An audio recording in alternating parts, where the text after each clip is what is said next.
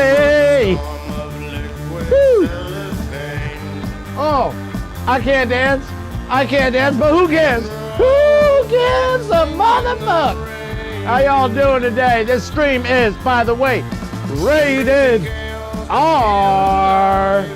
Yo, what's going on, everybody? Happy Friday. Got ourselves a Made West Hazy IPA, 7%er. I might pass out. I might just fucking pass out on the stream like I have done. But I'm not deleting this video this time. Nope. I'm out there, baby. Let's do this. We streaming today. We got a lot going on. Not a lot, but a lot. You know what I mean? We got a couple songs that we've mixed, worked on. Today the internet was down. I was going to stream earlier and stream, you know, the work I did on this song I've been writing, you know. And look at this. Look at this. Ready? Are you ready for some hazy? Are you ready for some fucking hazy action here? Oh, look at this. Rated R, baby. This is rated R, the stream. Oh, time of my life. Well, I never felt this way before. It's true. And I owe the weight I've gained all to you. Oh yeah, gained a little bit of got a little dad bod going on over here. A little extra weight gained. I had to buy size 34 pants the other day. Not super proud of it. It's like I go between a 32 and a 34. It's weird.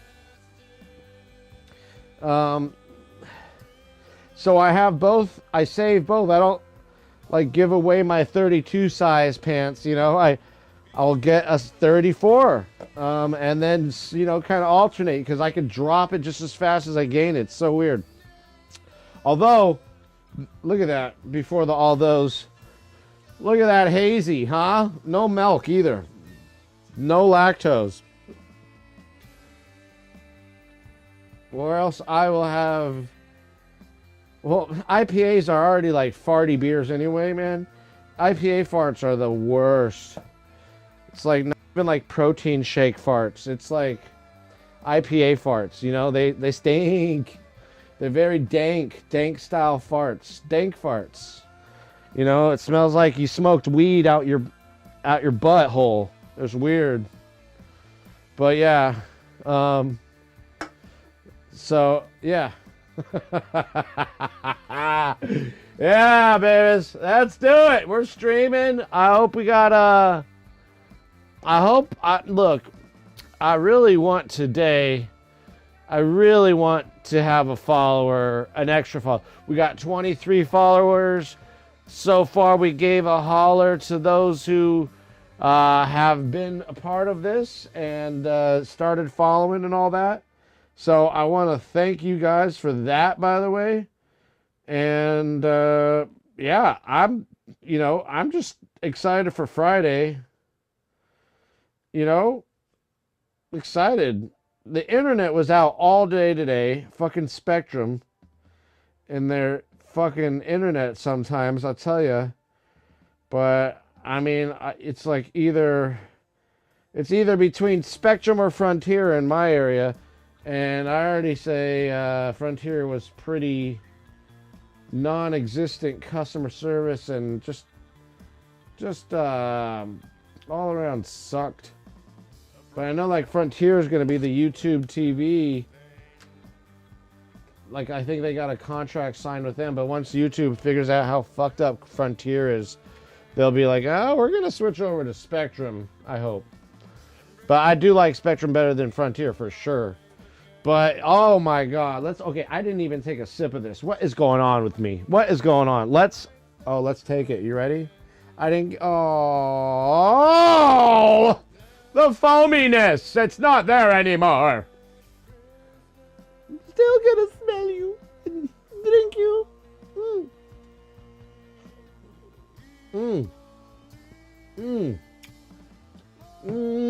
So good. So good. So good. I just can't have it all. So good. I just can't have it all. So good. So good. I just can't have it all. Dun, dun, dun. Not enough time to show you how it saved my soul. Not enough time to tell you how he made me whole. He's been so good to me. Whoa! So good. It's like that guy from fucking Wayne's World. So good. So good. So good. Feels so good. So good. I know, a little bit more energetic today than normal, huh? I'm just doing it all for show. Oh, finally got my panels all done. But you know what I noticed? I noticed with the panels, you know, if you go to my Twitch page, my About Me section, in the panels it's showing, like, looks great on my end. It's not like, you know, remember Wix? Remember that website, Wix? And it's like, it gives you an option to design your web page, like one for like a computer or desktop and for like a phone, right? And it gives you you can choose in between, you can like custom for each. Well, Twitch doesn't have that feature yet because it's mainly for desktop, but I noticed that on different desktops, just like on different laptops, like I was looking at my wife's HP, and I went to the, you know, wanted to go use the page, and it was a completely different layout. It wasn't in dark mode.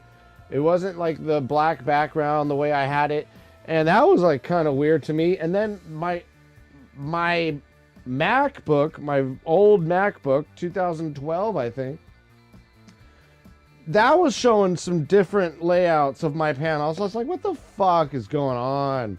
What the hell? What the hell, man? But whatever. We're not going to complain. It's not what this stream's for. This stream's about having a beer, baby. Let's have a beer and chat. Come on. Somebody, anybody, chat with me about audio, whatever the fuck. I don't give a shit. We can talk about politics. We can talk about whatever. We could talk about current events. We could talk about all sorts of stuff, you know? Where did my... did I just... Yeah. Got some... Oh, okay, they're over there. All right. Yeah, got some new reads. If we want to ever have like a book club, we could talk books. I'm sure they have some book clubs on here. What's that? Andy Kaufman? You just read a whole book, the whole stream. I'll just read. I'll read Black Holes and Time Warps. It's a good one. It's a good one. I'll just read it all the way through. Why not? I'll be okay. Will you? Will you be able to drink through that?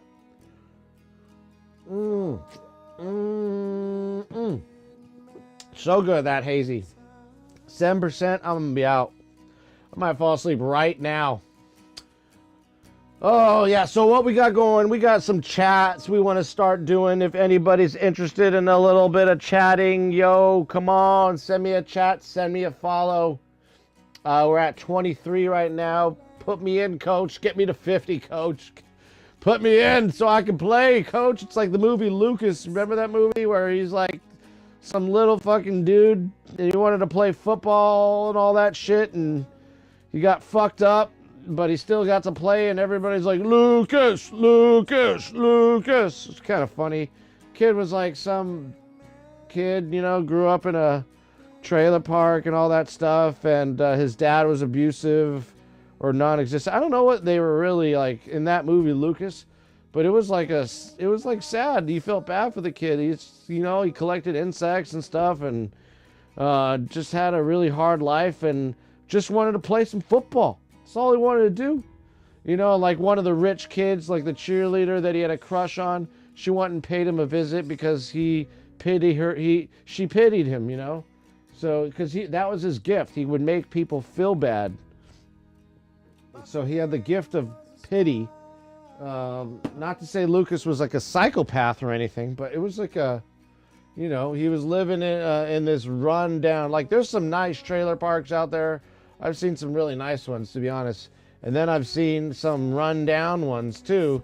And this kid was living in a rundown one. You know, you could tell like there's like, I think there was like beer bottles everywhere. The screen was like on his trailer was all ripped. So it looked like the kid was not doing too well socioeconomically or even socio-geographically, essentially. But it was just like a cool movie. If you like Corey Haim and those old like late 80s, mid 80s movies, you know, Lucas was one of them. Anyways, so look, we got some stuff going on. We've wrote a song and we can put it in headphones while I'm talking to you. Got the headphones here.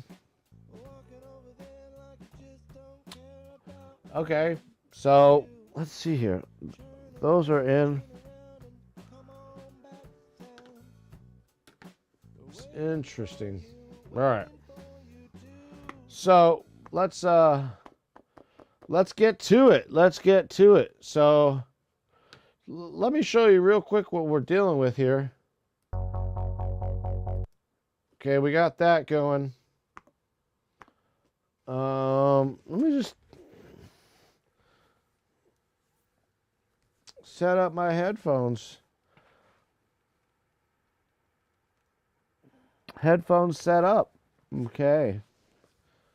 Interesting that I not getting playback on my headphones. Must be a Dante thing. Real quick. God, this happens quite ever since OBS came into my life. Dante controller sometimes wants to fuck with me. It just wants to fuck with me sometimes. You know, I get it though. I get it.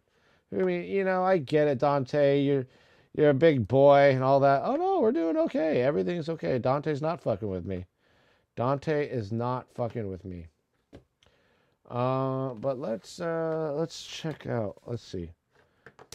Okay, there we go. There we go. Yep, okay.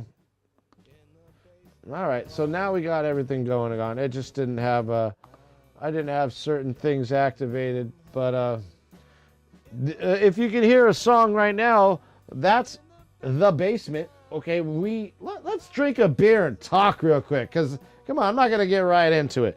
Let's talk. Fucking chat with me, give me a follow. And let's just enjoy this beer before it gets to room temperature. We're not in, you know, like, I get it. Some cultures drink their beers warmer than we do in America, but you know, I don't want it to get warm. Although, when I went to Germany and really got into the ales, like 10 years ago. Or no, wait, over 10 years ago. God, this was like 2000 something. Like before it even, yeah, it was over 20 years ago. It was in Germany, Kaiserslautern. And it was a fun little town. You know, we had some good times. We partied. And these dudes brought out like a flight. You know, before I even knew what a flight was. Before it was even popular out here. And by the way, a flight of beer here is just like this, right? A flight of beer in the place in Germany where I went to, which was most of the bars out there, was fucking this long. Okay, it was like a big old wooden crate full of beers. Okay, and they would just put them on your table, and the beer would splash out. They added a little Coca-Cola to the beer sometimes, to their ales, which I found to be very, very pleasant. At that time, I think the sugar might have done something to me, but it was all in the house with these dudes. They were just drinking. They were like excited to talk with us, and like, you know, ended up like hanging out and drinking many flights of beers, and It was fun times. I remember that. It was fun times.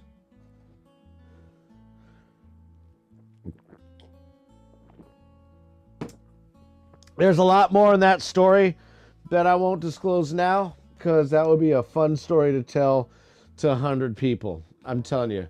Get me to 100 views and we'll tell that story. Yeah, that was a fun time. I'll even post pictures. Okay? Oh, man. There was a club there, and it was great. It was, they were playing drum and bass and all sorts of cool fucking music that you wouldn't hear at a normal nightclub. You know, to hear drum and bass, you got to go to like a special spot.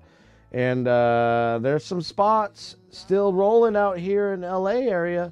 Still some drum and bass spots that are still, I don't know how, over 20 years now these guys have been around. Some of the ones that I'm thinking of. And I'm like, wow, man, they just never let it go. And it's a good thing they didn't, because drum and bass and jungle music is making a comeback. Because there's just so much music out there now, why not, right? And the pop music is the pop music, you know? Although, some of those pop artists, man, they get me moving, I'll tell you. But other than music, I was listening to the Miseducation of Lauryn Hill pretty much all morning this morning. So I was listening to a lot of Lauryn Hill this morning. Man, fucking just forgot how great she was. Fucking her voice, man. I don't know why. I don't know. Lauryn Hill, she's a badass. She's a fucking badass. And I don't know what happened to her. I should do some research or whatever. But I was just like, man, this lady, dude, she's a bad woman. She's awesome. She's hardcore, you know? And I miss stuff like that. I miss the Lauryn Hill style. You know, like, yeah, Mary J. Blige was cool too. Around the same time that album came out, like some of Mary J. Blige's stuff, because they were around the same kind of time frame. You know, Lauryn Hill. Yeah, and then there was something that happened with the Fugees recently. I was reading in the news. I was like, oh man, you know, but they were like all around the same time, and then even the Roots, when that came out, man, yeah, all that whole time period was a really prolific hip hop period, and where hip hop and R&B kind of clashed. You know what I mean? Not even clash, merged. What am I saying? They didn't clash at all. They merged. For a minute, you know, into some old school shit. Not like poppy stuff. It was like old school hip hop styles and beats and grooves, you know, and stuff that was even fucking new. It was just like almost forgotten in these. I mean, I really haven't even seen much. Maybe I'm just out of the loop. National came out with a new album, I think today too. That was pretty good. Always, the National stuff's always good, no matter what. They can do whatever they want. They're always going to be good. They always got some, you know, obviously the older stuff that wasn't as polished is the stuff I like the most. And it apparently is the stuff they didn't like the mastering jobs that were done. That I read that somewhere. Excuse me. Allergies, by the way, guys. I don't know about you guys, but have you experienced these allergies? These allergies, man. It's because of all the rain in California that we've been having. So the pollens are blooming. Lots of bees everywhere. Lots of beauty. Stuff that our nose just can't handle right now, but it's fine. It's fine. You know? Oh well. Yeah, you know, it's fine. We got to break out the barbecue and cook either way. It's barbecue time now. Why do they call it spring when it feels like summer already? And it's definitely beach weather. I'll just go to the beach anytime this week, really. It's fucking close, so yeah, I live right near the beach, boy. That's right. What, like 15 minutes from the beach? It's nice. It's nice living this close to the beach, for sure. And not too close to where I have to deal with the beach weather when it's not hot or whatever, you know what I mean? But I love that smell. So fresh seafoods rolling in all the time in the area. I love it. I love it. I love it. So today, we're just going to talk your ear off for the better half of the stream. Just kidding. We've got stuff going on. We've got this song Discovery, which, by the way, you wouldn't, like, if you hear it now from 3 days ago, you're going to be like, what the fuck? 3 days ago, we did like a 6-hour stream, right? It was a long one. So that's why I figured I'd skip a day and make up for it some other time. But we've got the schedule up now. Everything's supposed to be starting at, obviously, 2 minutes ago. But we started a half hour early today because why the fuck not? I got out of dadding for a little bit. I'm a stay-at-home dad. I watch the kids. We don't need nobody to watch them in their beginning stages of life. Figure the most important, and if you have that opportunity, to be a parent and to help raise them and teach. It's like, it's going to benefit you more later, or at least me, and it just brings us closer to our kids. Like, I love helping him with his homework and stuff like that. I can't wait till he starts doing like algebra and physics and stuff. I can't wait. I can't wait to help him with his homework, like on that. I can't wait, because I love that stuff. So once he starts getting into the algebra and algebra 2 and geometry and stuff, I'm gonna be like, yes, I'm on it. Right now it's still like 1 plus 10 plus 10, whatever, that's fine and all, and they've got this new system that I didn't know when I was a kid, like that. What my teachers didn't. It was very memorization, your times tables type of shit. Got to memorize all that stuff. And to be honest, that wasn't the way I could learn it at the time. I remember numbers quite surprisingly awesome from a coding perspective. I can remember long strings of numbers, and not even have to memorize it. Just boom, remember it. So that's cool.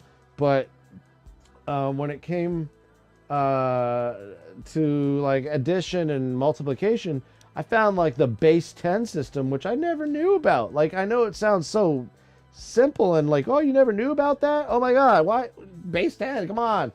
But I didn't really learn to apply it that way until like my adult years, until after UCLA. I was like, what? You can do math like that? That's so much easier. And now I'm writing fucking tips.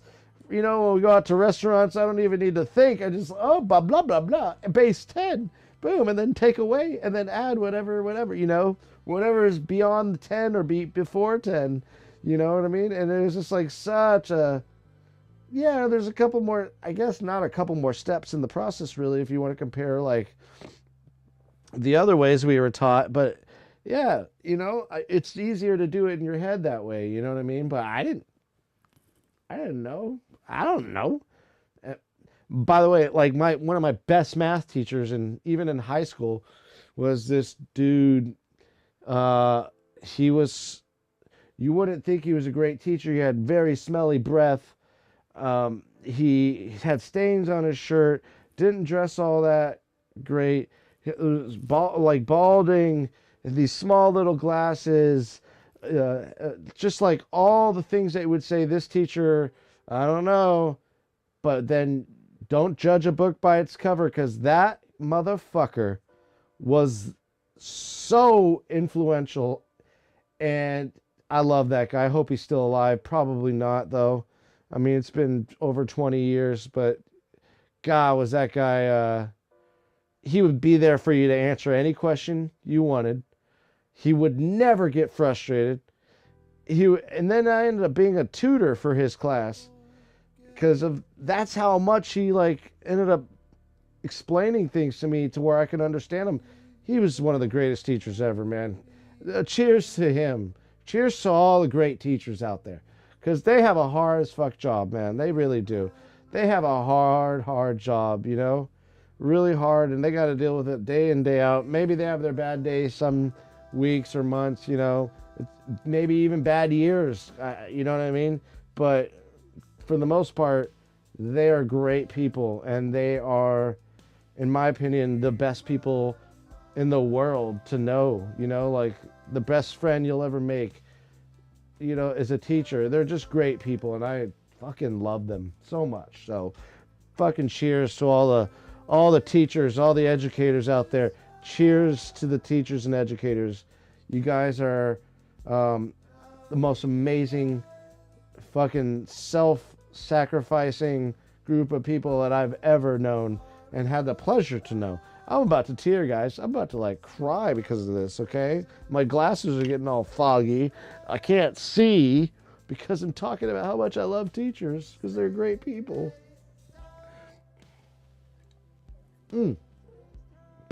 Oh, great people. Sorry, I don't mean to get all mushy. Don't mean to get all mushy with you. Okay. So, by the way, if you like what you see, look, give me a follow.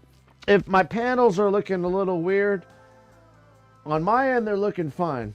But I've noticed on different computers, different things. So, wondering what you see.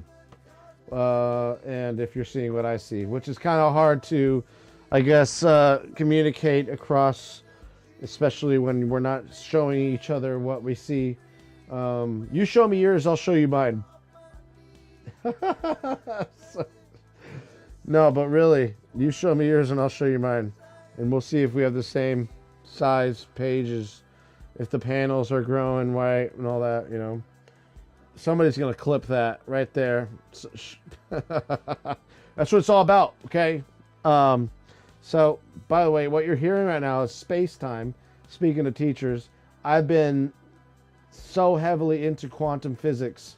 Especially my whole life, I didn't realize it, but the last few years, it's been like just watching lectures from Stanford and all these, you know, like Columbia University, and just like they put their stuff online now, so you don't even have to attend their classes. They fucking post them.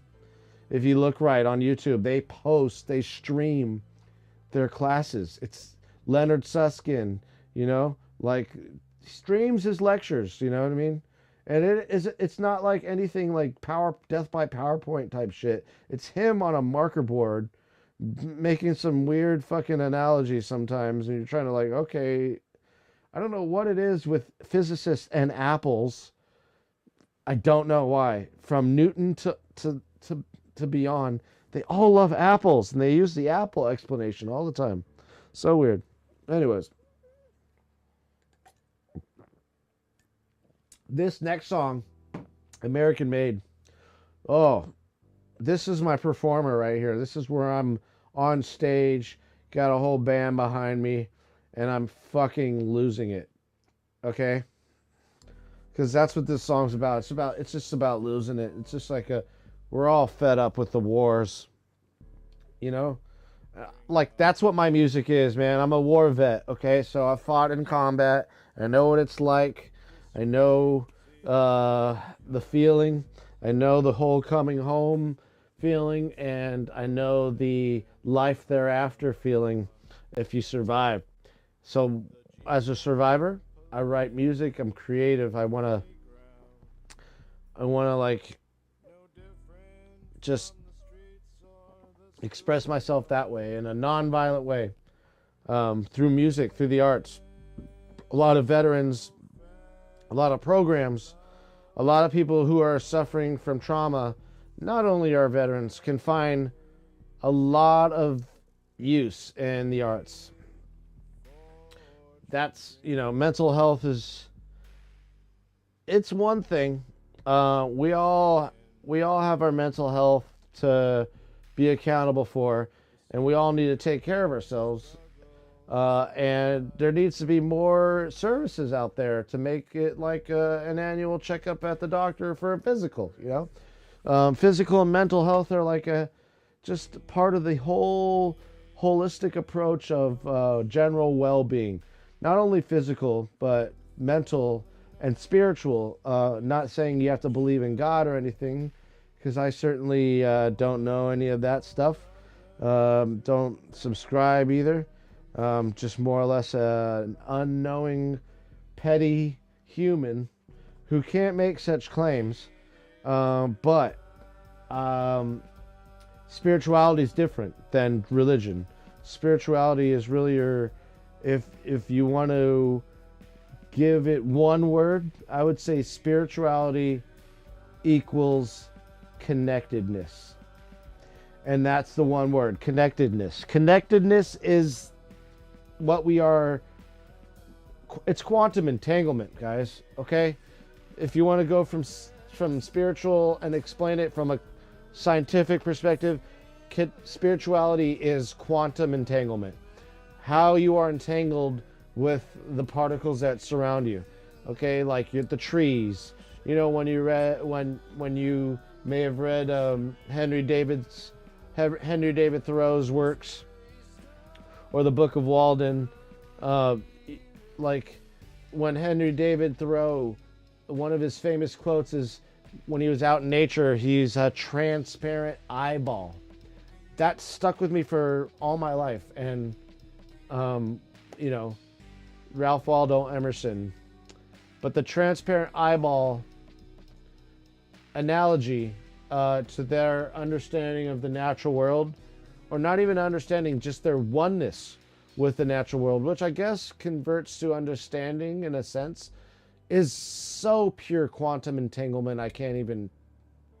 There's not much research in this, like peer-reviewed articles about quantum entanglement and consciousness, or even oneness with the spiritual realm, or the things around you.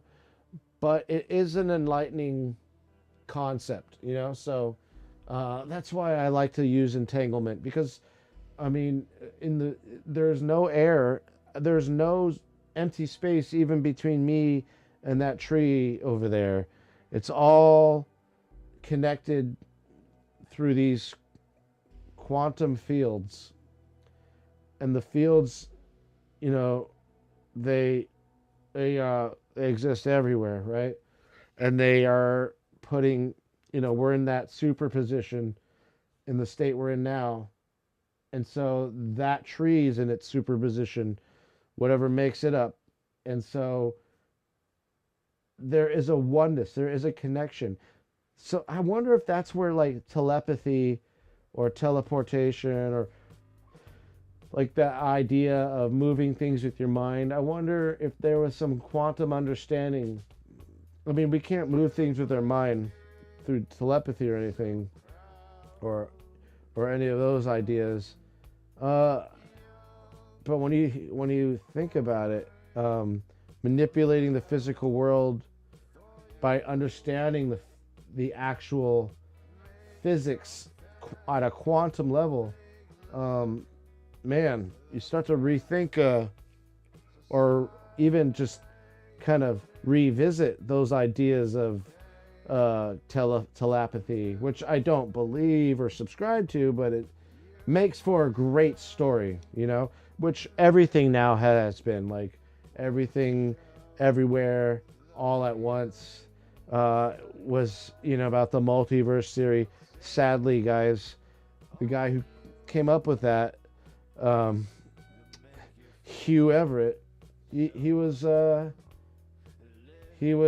driven to his own demise by those who didn't believe him, or even accept what he was postulating. So it was just like but now it's, if he would know that like many worlds theory was like a big deal now, and a possibility in when it comes to superposition, then yeah, I wonder if he would have committed suicide. Good old Hugh. Cheers to that guy, right? He had a hard life.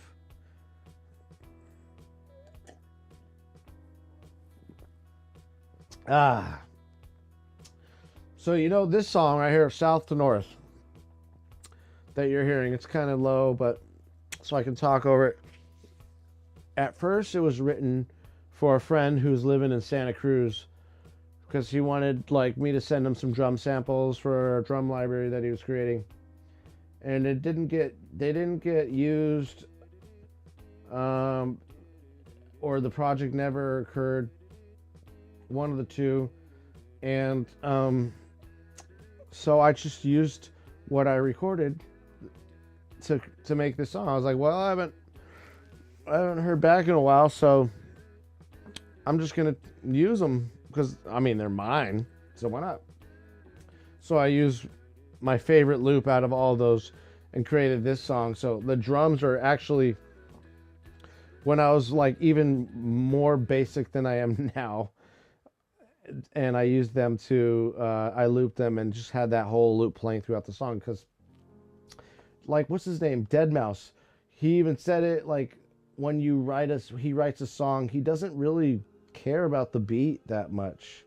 Like, he really would rather just write a melody, you know, and no beat. And I was like, interesting, because sometimes the beat is important and sometimes it isn't, and sometimes its minimalistic approach to the song makes the beat that much more important, you know. So like even the song we're hearing right now, it's like a very simple.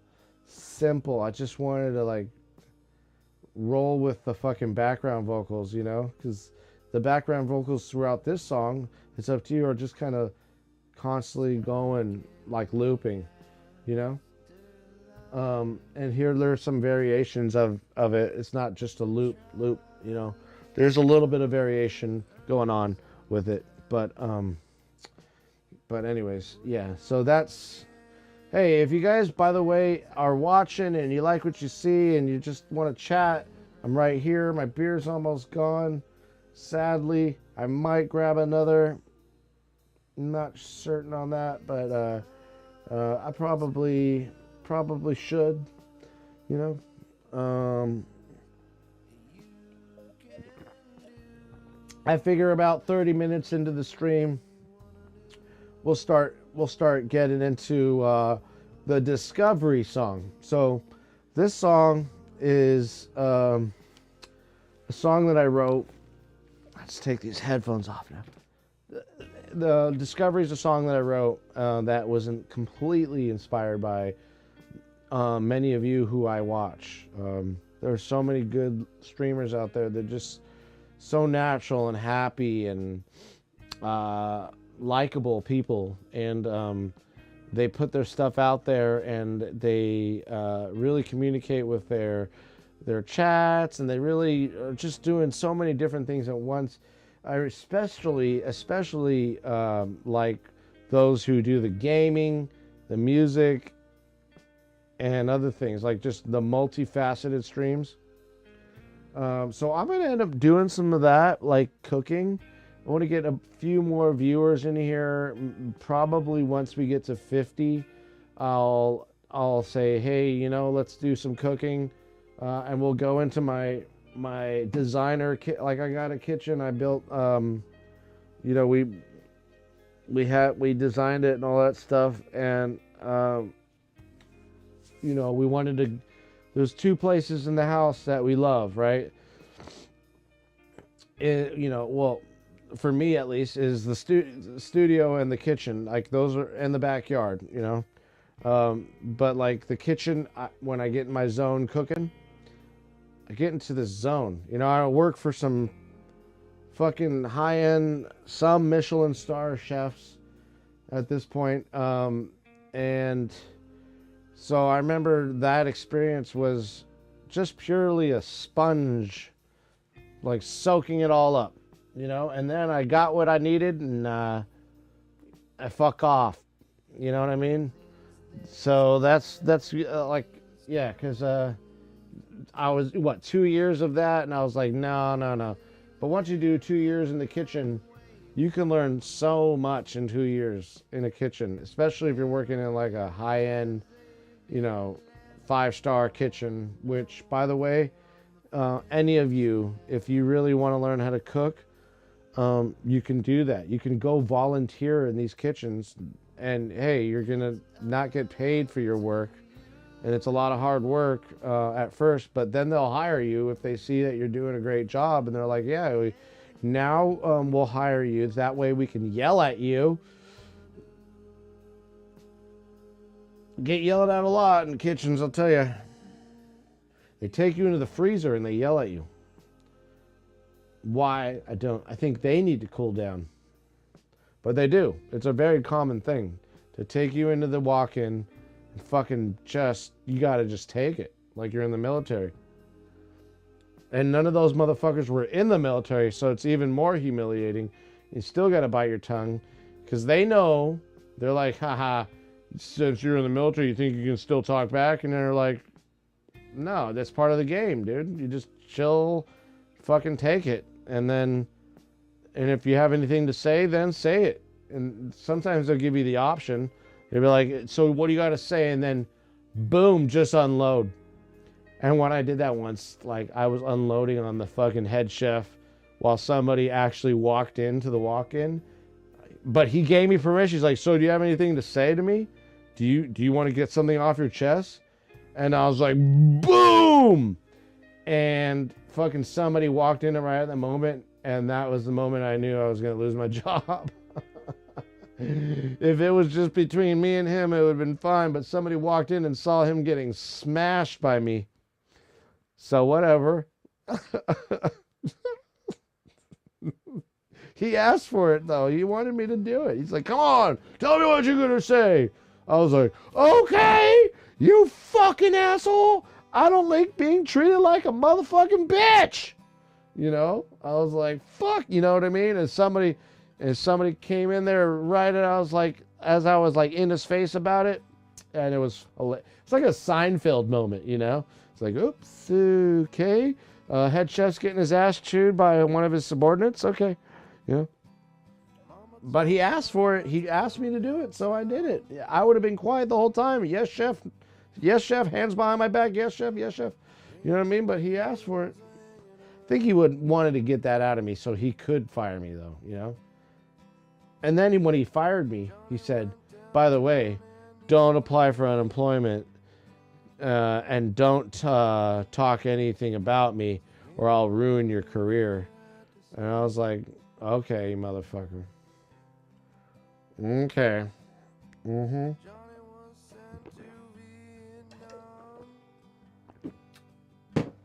Right. How do you know I'm going to fucking stick into this? I was just learning from you fuckers. Anyways. Oh, man. Oh, those were the days. They were the days. Fun days. Look at, we already fucking drank this. What are we going to do, guys? What are we going to do? We're not going to be babies about this. We're going to go grab another one. I don't want to exactly be gone that long, though. But yeah, we'll get into it. Okay, where are we? Where are we right now? We are at 44 minutes in. A very nice 44 minutes in. I'd say in about 6 minutes. Yeah, like about 8:30 or so, 20:30 or so, we'll come back in and show you what we've done. And I'm thinking, dude, you guys are gonna like this, okay? All of you guys that are gonna be rewatching the stream or watching the stream later. I noticed, by the way, that my streams get some views after I'm more views than in a live situation. So it's just really a matter of fucking timing, I guess, right? If I get, that's when I'm going to start doing things in the morning soon. Probably come the fall. Actually, no. I'm sorry. Scratch that. My wife's a teacher. Summertime. So the mornings are going to be my hours in the summertime. And that's so I can have the rest of the day to go to the beach. So what we gonna do? Well, also write music. I want to spend my mornings writing, but I get a lot of ideas by list, like just by sometimes just walking in nature.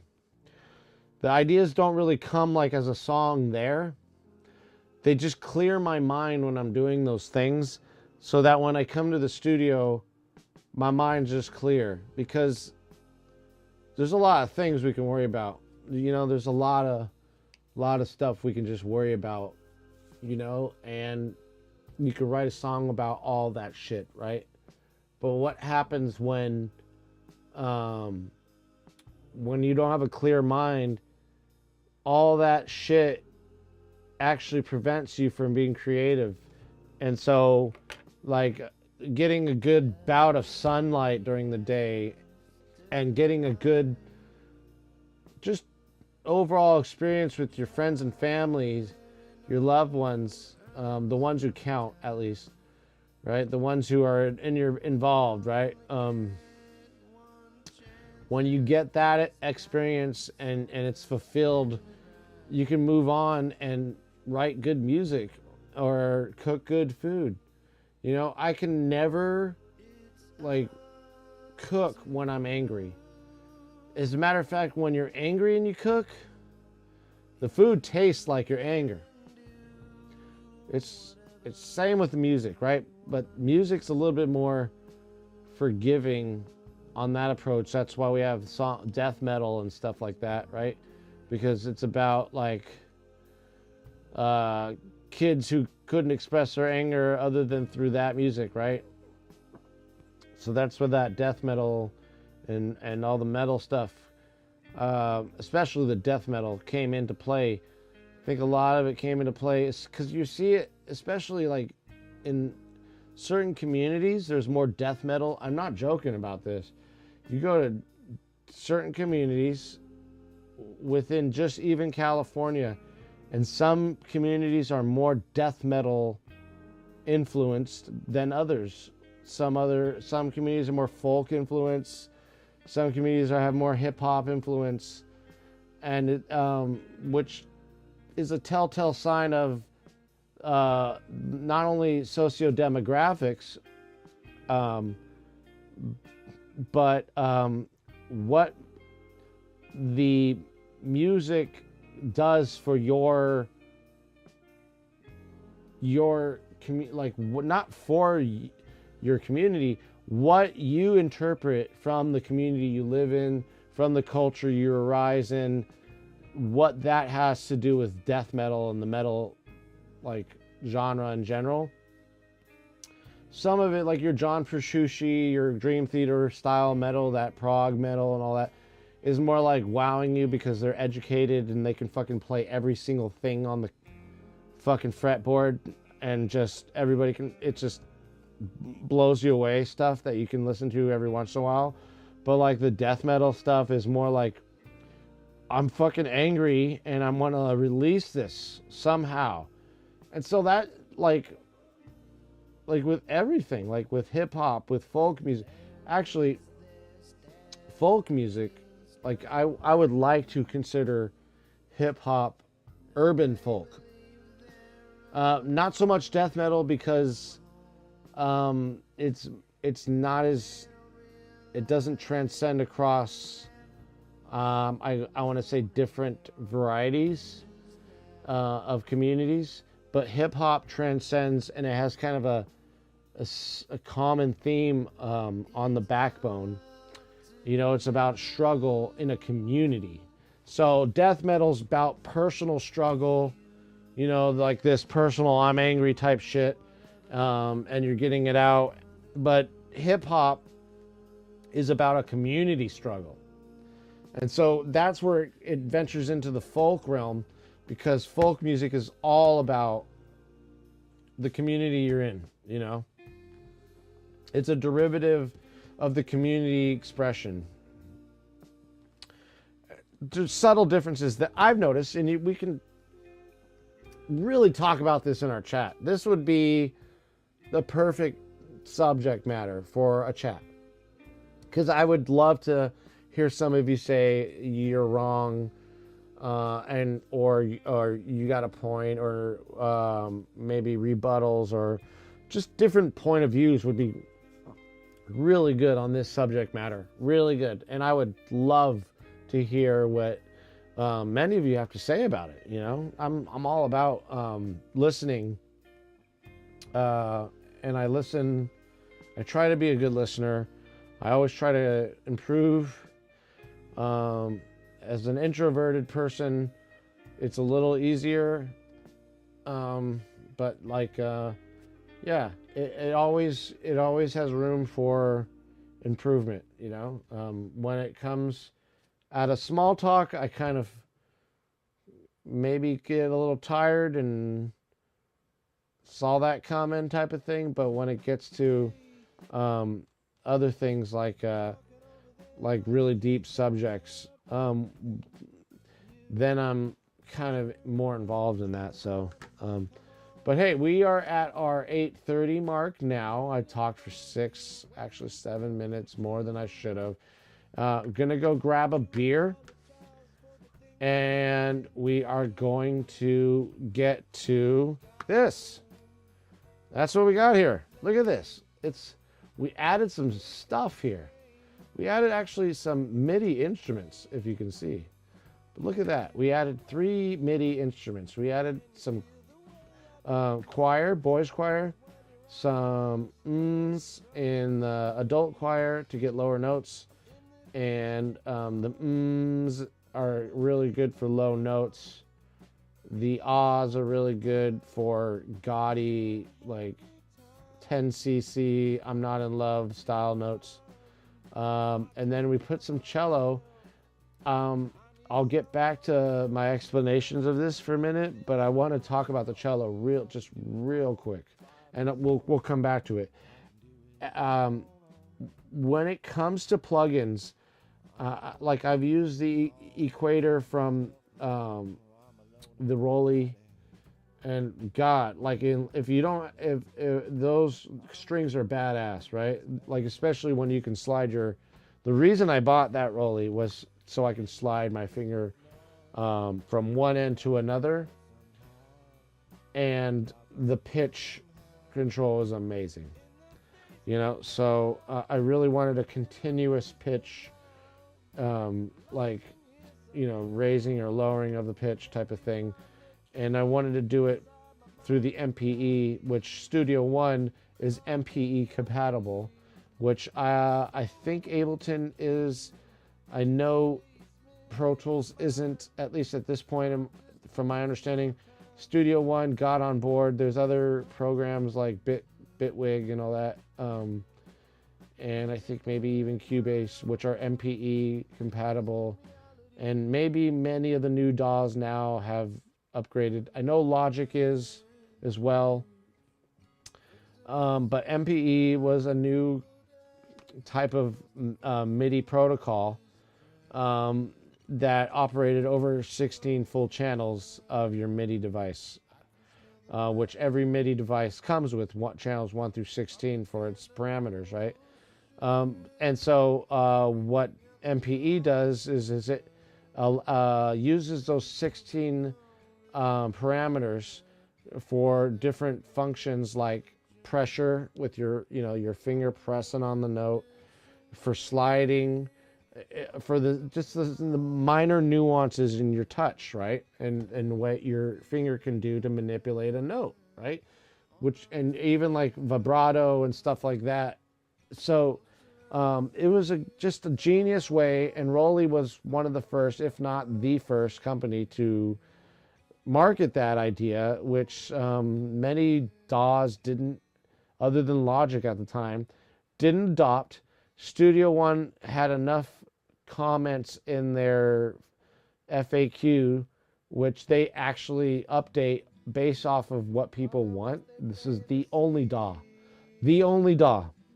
that I know of that you can vote, you can complain about something, people in the FAQ the frequently asked questions section will vote on your issue, and you might be surprised how often to see this your specific issue arises, and then people vote on it, and Studio One will literally release an update based off of their consumers' comments. So really responsive company. That's why I really don't like Elgato, because of their unresponsiveness and the fact that I have to delete the app through iTunes rather than through the managed subscription icon that is on the phone, which is there for no reason whatever, just to fuck with you. It's a real fucking problem in my mind to keep something on the mobile app that says managed subscriptions that takes me nowhere. It's like, one, it's a waste of space, it's a waste of coding, a line that just doesn't need to exist. Two, it's a line that could work had they wanted it to, but they want you to go through the iTunes or the App Store to delete the program and cancel, which I find is complete horseshit and just another way of getting people to subscribe and then forget about their subscription, because what's $2.99 a month? But then 5 years later, you end up spending more for a subscription on a very crappy mobile application that should have been free, like Studio One does with their customers. But Elgato doesn't do that. They don't go for they don't do that. They don't really care about their consumers because of this huge upsurge in live streamers since 2020, right? So they're just fucking greedy right now, and they're throwing all this stuff out. Oh, we'll put some knobs on our next device. You know, they're really taking the Apple approach on things. That's I'm telling you, and they're gonna lose a lot of because they're not Apple. So they're going to lose loyalty from disgruntled people if they continue this route, because, one, they're not Apple. They can't fuck people like Apple. Apple can fuck you straight up. Okay, Apple can bend you over and fuck you, and you'll just say, thank you, Apple, can I have some more? Fucking Elgato, come on, guys, you trying to do that? Fuck you on that, right? So yeah, fuck you, Elgato. Seriously. Unless you really surprise me, I'm always going to say that about that company. And I'm really, I've had other friends that told me of some other applications that I can use other than the Stream Deck or the mobile app, which I should look into. But yeah. Anyways, on that note, I think I'm going to go grab me another brew, and then we're going to get to this, okay?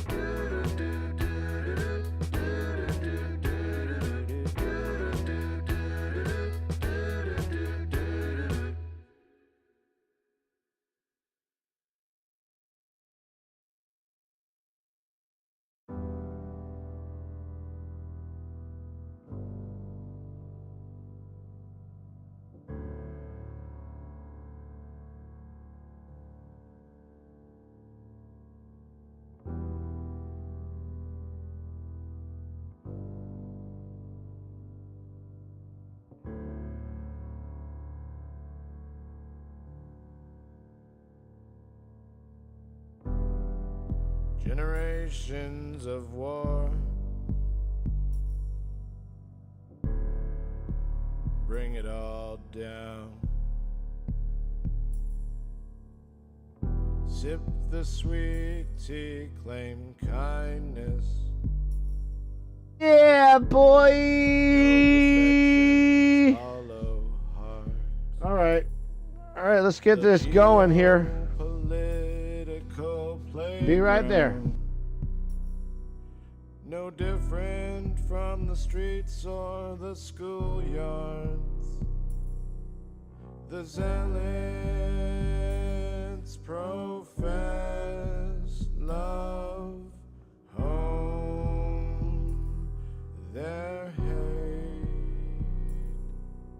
a blade forged from dreams,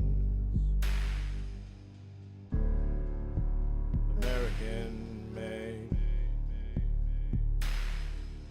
The cyclical struggle, survival, purchase space for a grave, mediated emotions, click for the next fixation, scrolling for others to provide a meaning to life.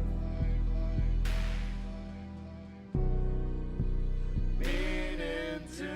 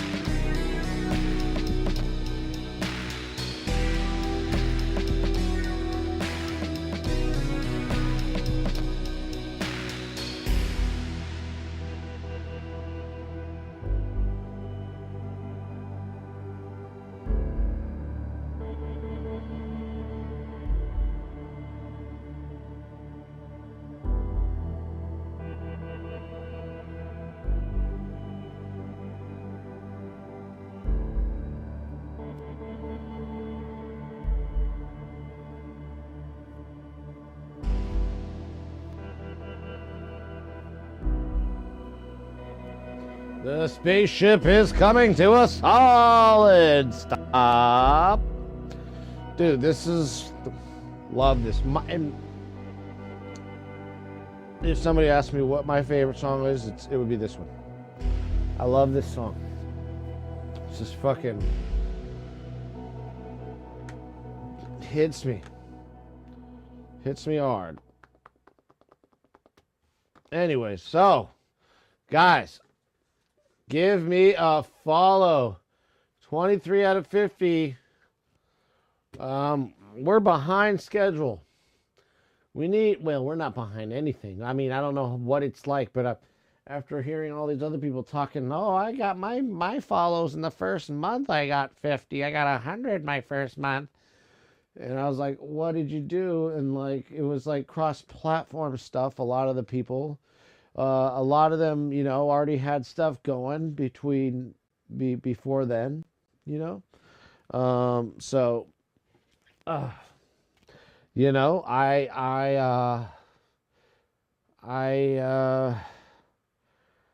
need to wear a bikini.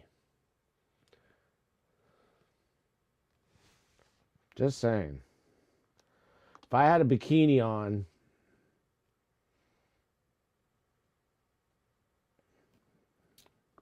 well, I don't know.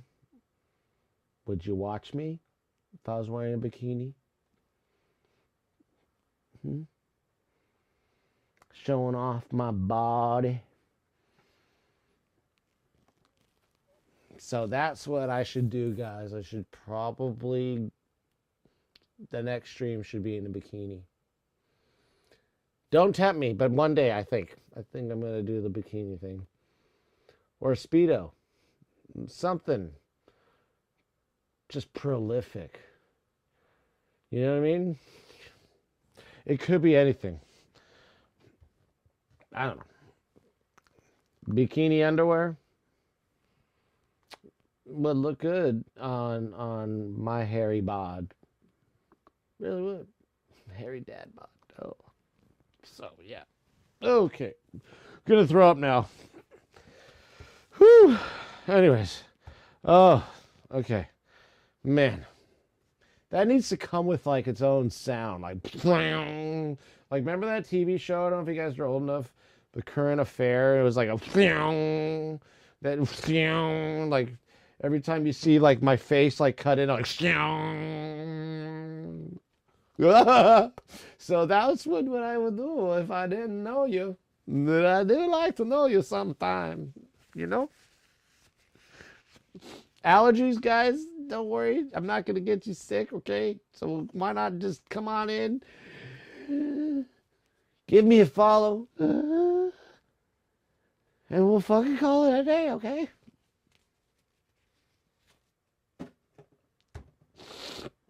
The Kleenex is not because my nose is running. It's because I need you. I just need you. Nobody wants to play with me.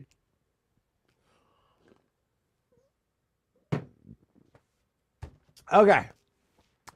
Okay. Right, we are. Let's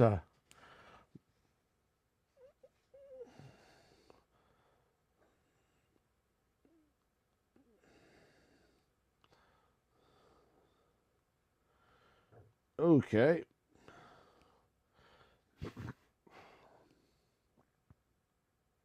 Ah, very nice. Very nice.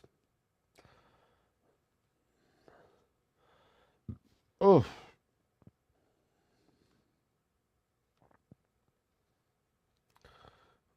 Okay. So. There we are. There we are. There we are. Okay.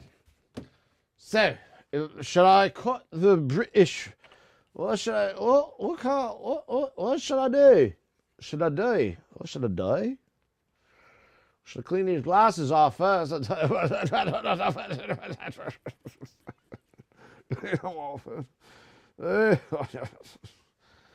right, clean them off. Go, do it again.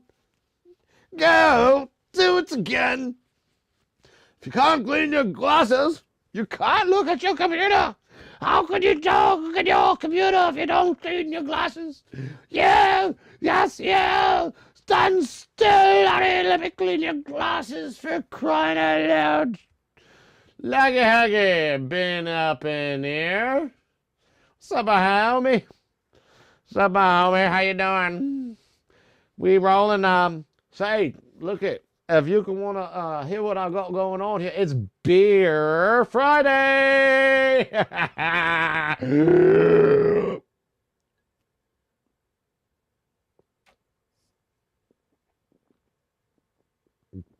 Yeah, you don't want to do that. You do not want to do that. Do not froth your beer in your mouth. This isn't wine. Maybe a little bit at a time next time. That way I can do it better. But, yeah, get the whole gang in here. Let's, let's do a...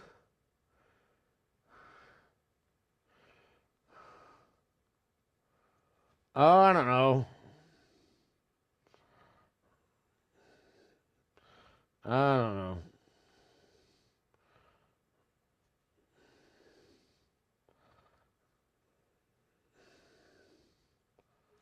So, yeah, not many things going on for you today, but hey, check this out. We got this new one.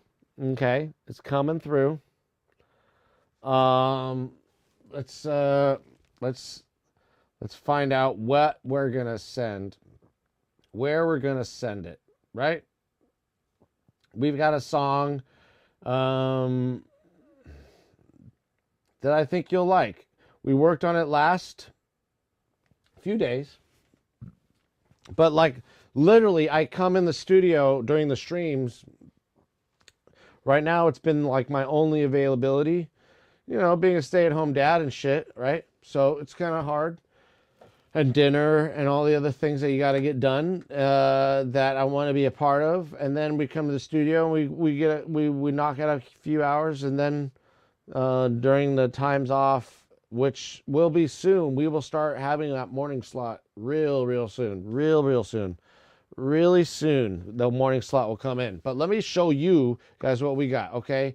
We got this song, and it's ready. It's ready, okay? It's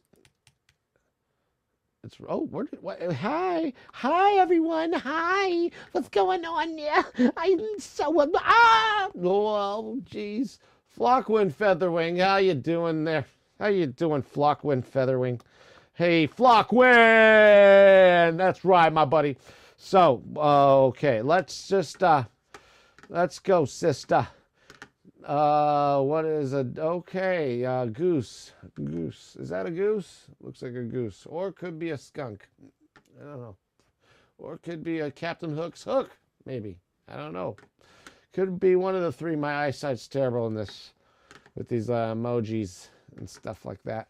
But hey, check this out. Tell me if you guys like it on your end. It's a mix of a song we've been writing, but it's a lot different now than what we've been doing. Okay, so check it out. Check it out. And we're going to put it in my headphones so I can talk to you motherfuckers while we're doing all this. All right.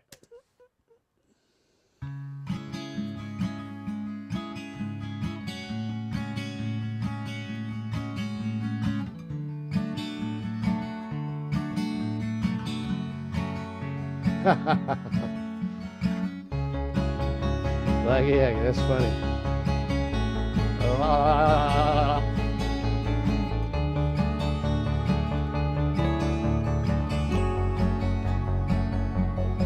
Right? Cool, huh? Little 10cc there. Your motivation, it's infectious. No capo. Oh, yes. Capo 2. Determination, shed some of that on me. Reservations, Second fret capo. I've checked in, waiting in line Yeah. for discovery. Waiting in line for discovery. I did some effects and some choir, as you can see. And then some. Oh, where's my cello? Where's my cello? Where's my cello?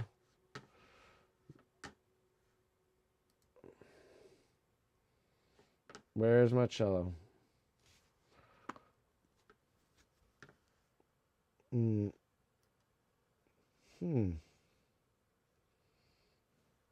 Not, let's,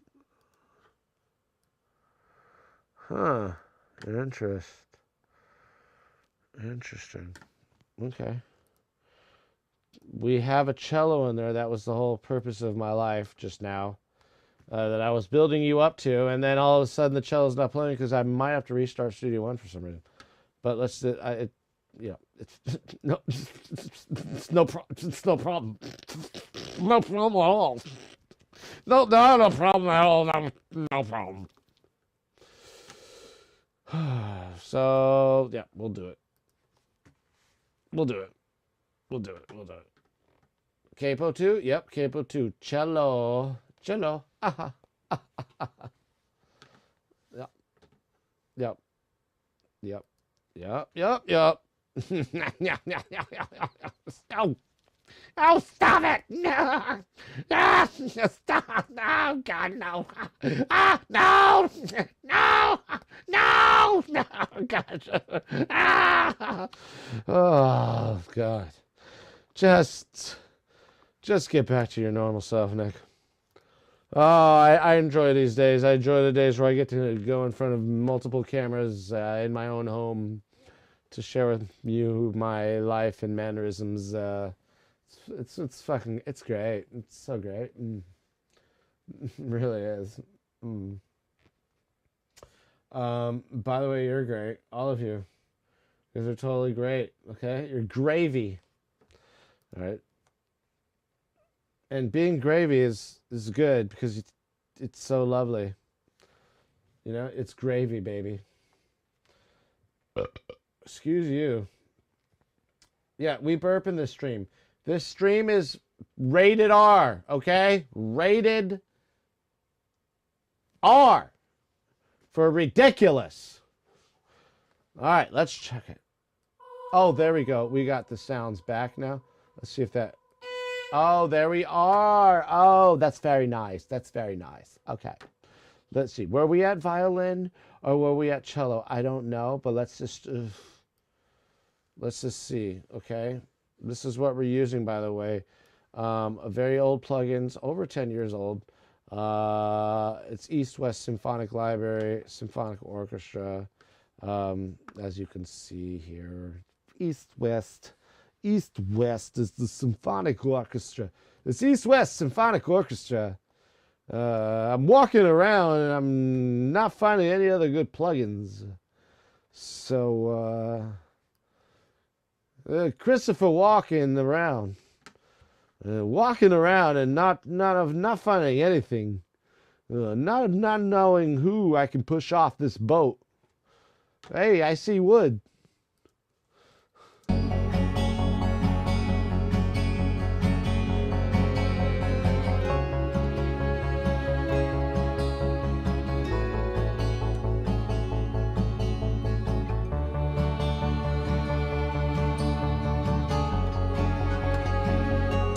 So what do you guys think of that, right? That's some fucking... It took you to the game... It took you Game of Thrones, right? I just want Game of Thrones with this. For discovery, waiting in line for discovery.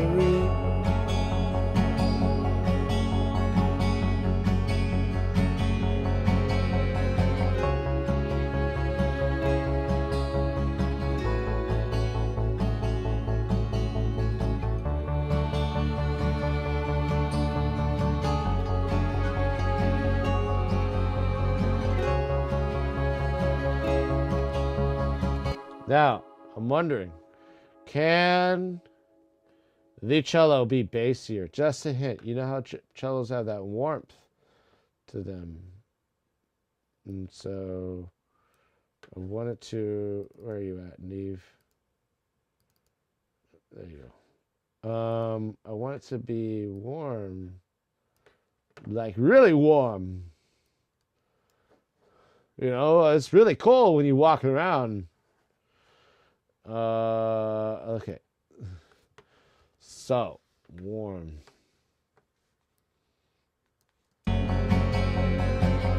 Let's go warm in the 120 maybe rangey here. Let's see. Let us see.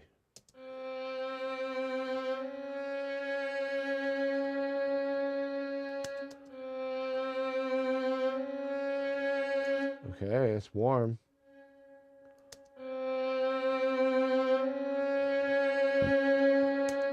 All right, and now we just gotta obviously attenuate the volume to make up for that big difference.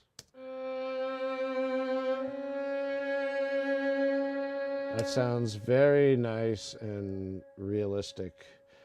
With these plugins, by the way, I love the UAD stuff, but you really don't I mean, you'll hear a difference. You'll hear a difference like from here to here, but you really start hearing the difference when you push it. But then also, you don't want to push it because, for example, if I was to push it, like globally on the preamp or with a compressor, or even with the outputs, I'm talking like raise the volume. That's why I lowered it here as I pushed it here. Because you'll start seeing if you we can go through this one day, but really don't want to bore you with it. But basically, you put if you really want to test out the way your plugins work, you will go to your master bus and insert a spectrum meter right on your master bus, and then on the channel you want to feed to that master bus, you put a noise like a create like a white noise creator or pink noise, whatever, right? And then you push it, right? You push that thing on, and on the spectrum, like you add a plugin to the white noise like channel, right? And you'll see that the harder you push the plugin, the more artifacts will show up. And it's weird. Okay, so in the analog realm, what goes beyond, it's all voltage. First of all, just keep, like, that's rule number one. It's all voltage. It's voltage. It's electricity. Okay, so beyond 20K, there's still going to be stuff there that you might not be able to hear, right? But there's physical voltage going on, right? And in the digital world, it's interpreting that voltage parameter, and it can't read past 20K, right? So it's almost like it's repurposing the frequencies that existed beyond 20K, and it's like repurposing them into the range of the instrument or whatever's playing through it, right? And they're not inherent sounds to that instrument or sound. They're added in as such to name artifacts, right? Or free radicals or whatever you want to call it on that front. It's just something that as a result of like maybe an equation where you need to place them somewhere and there's a certain threshold to where they can't and can exist. And so I think with a plugin, you got to worry about it. And they're just for taste. You really use them for taste. Sometimes I'll just slap the plugin on, especially if it's like a Neve or one of those UAD plugins. I'll just slap it on for sound, maybe give it a little bit, as you can see with the input gain on the mic preamp, and then some filtering, which also attenuates some volume, and then with a just slight compression. I never really slam these things. You can if you're just doing like one, but if you do it to many in your mix, then you're going to hear differences. You're going to hear like this is muddying up, whatever, or there's these sounds that don't belong there. You can get away with it with one or two plugins, but to spread them out, to go crazy. I mean, if you look at my mix bus and all my channels here, I'm not using a lot. I'm not using really anything. First of all, no crazy UAD plugins yet. I save those for like the mix bus. I usually, on the channels, I'll do a little pro stock EQ work. PreSonus Studio One has some amazing EQs.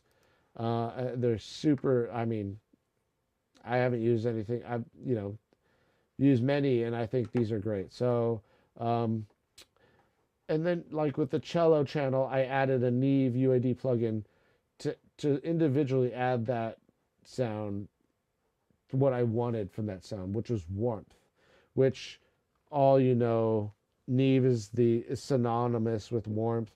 And when you combine a Neve with the BURL setup, it's like marrying two things that just belong to each other. It's like two electrons, or electron surrounding the nucleus of an atom. It's just attracted to it, So it's like positive and negative charges, you know. So yeah, and we were listening to that. I don't know if you can hear it.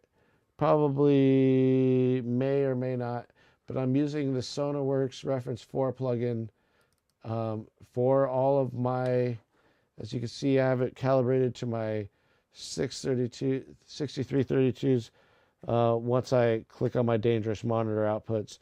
I don't know if you can hear it if I send it to you that way, but I'd rather not make life complicated for either of us. So I'm hearing it through that, and then I turn it off. This is just to kind of reassure me that my room isn't playing any roles, or I'm just trying to, from a scientific perspective, create a control. And so the control is basically that plugin, which makes your speaker sound linear, and it accounts for all the bass in the room by using like an hour to 2 hours worth of your time using this little microphone that it comes with, and just aiming it all throughout the room and even at the speakers at certain positions. So it's a time consumer to get your room calibrated, but it's well worth it. And it also has, as you can see, I accidentally disabled it, but it has like Audio-Technica MT M50Xs, which are, you know, this industry standard. I see a lot of streamers using them. I don't know why you would use any others. I think they're the best headphones ever made, personally. That's why all the studios use them. So I think, and they're fairly inexpensive as well if you're going to go buy some. Sweetwater is the best place, I think, because once you start buying stuff from Sweetwater, they really like the customer service, and two, you get a sales rep, and you can, if you buy enough gear from them. Well, even so, if you don't, you guys are attached at the hip. It's like, especially if you're a gearhead like me. I'm a total gear junkie. I mean, not total. I kind of don't want to buy too much. I try to buy what I need and what can do what. Like, for example, the FA08 over there, the keyboard, I need those. And I need some kind of analog synth, right? So I need some kind of outboard compression with my outboard analog gear. So I need some kind, right? You know, and then very good converters. So very simplified, simple, minimalist approach to a recording studio. If you're looking at it the way I'm looking at it, some of you might say, "What are you talking about? You got all this shit," and realistically, I don't. It's a very efficient setup. It's, you know, trying to do like grand piano without a grand piano, you know. So it's just a little bit more efficient, which I'm going to grow on some of my analog stuff, like percussive instruments, bongos, and stuff like that. I want to get more of those things, and I don't know why I don't have them now, but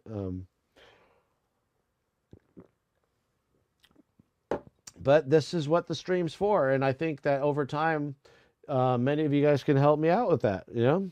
All right, so let's go back. Let's listen to this real quick. We are going to go here, so let's... Waiting in line for... All right, since we got the whole thing going, let's just go.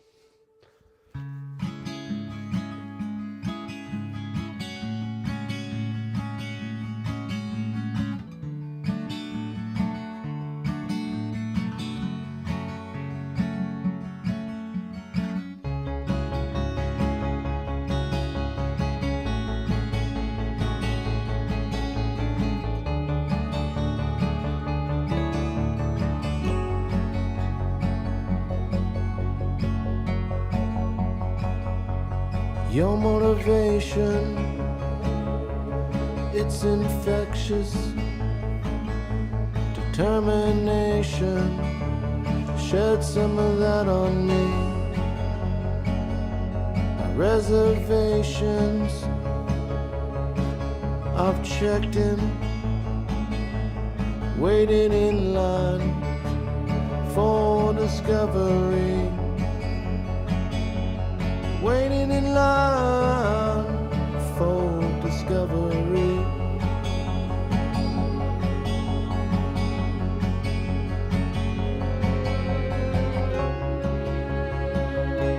Yeah, man, fucking Game of Thrones right there, baby.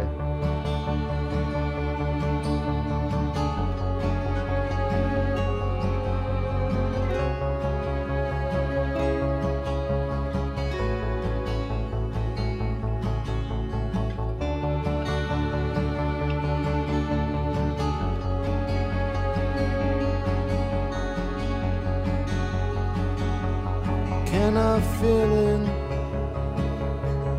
as an apprentice?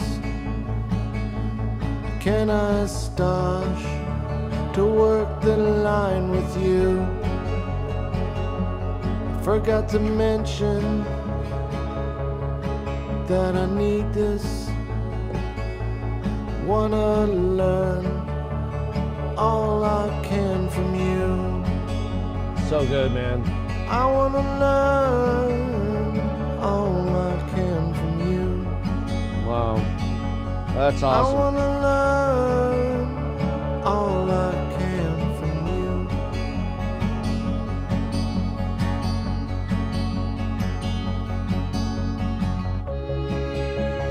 Whoa, a little loud.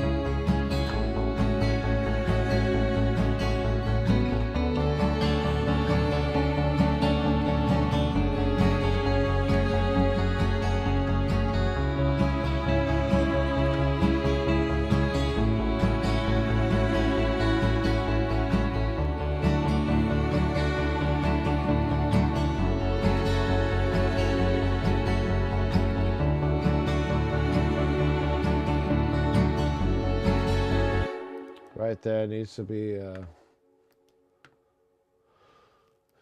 be just adjusting it right now. The velocity's a little too much. Just needs to be slightly lower almost. And it's so weird that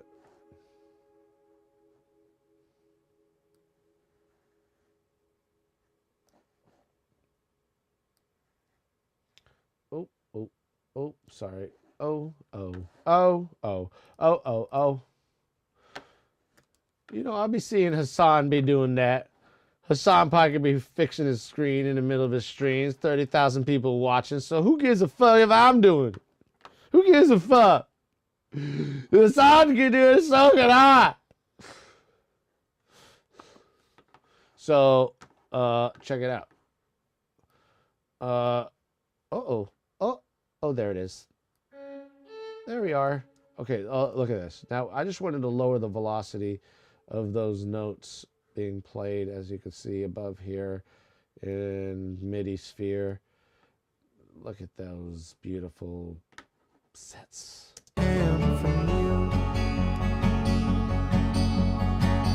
Oh, here we go. There we go. I think I can even go. That's great. We're headed in the right direction, but it can go just. Now I want to build the resolution so I can understand how much I can do with this. So I'm just going to do this real quick. Just kind of give me more resolution to work with. And I press the shift button on my keyboard with Studio One, and I can go down by 1.1 increments, basically. Well, at least so it says.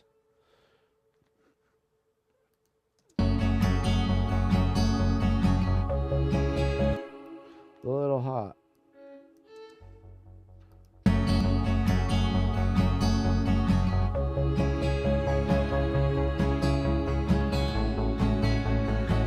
Yeah, so let's see. So over here was like one note, but that's two. So you got the multiplicity effect, you know?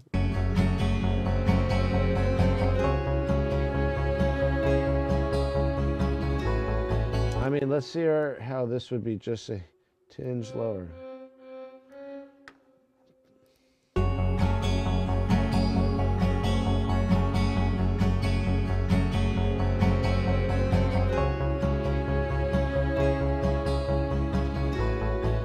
It seems like with these plugins, the closer you are to 50% of your velocity, the more realistic it sounds, and that's why sometimes I'll go under 50% here, you know.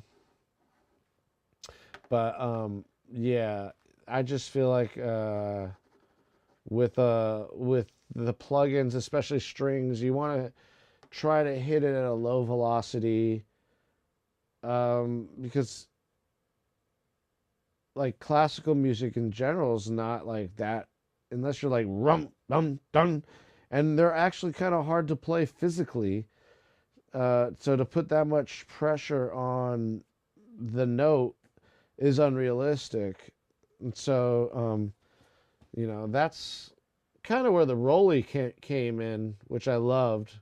And I'll eventually get another one, but even Sweetwater's not selling them. They kind of went solo because of their terrible customer service. But we'll give them another chance. It was a pandemic thing, you know, so, and silicone was a big deal.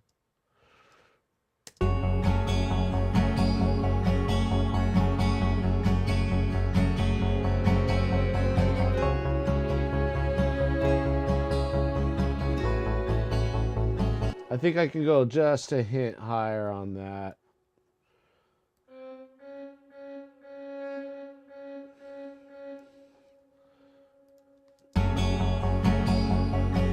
And then maybe a little lower on the second note.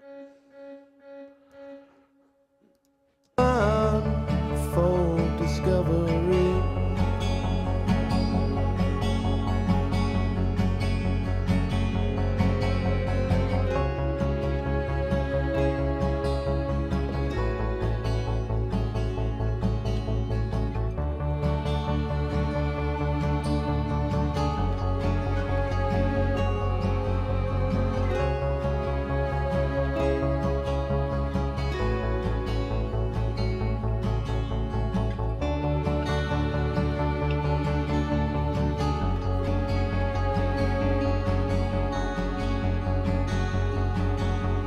Can I fill in as an apprentice? Can I start to work the line with you? Forgot to mention that I need this. Wanna learn all I can from you. I wanna learn all I can from you. I wanna learn all I can from you.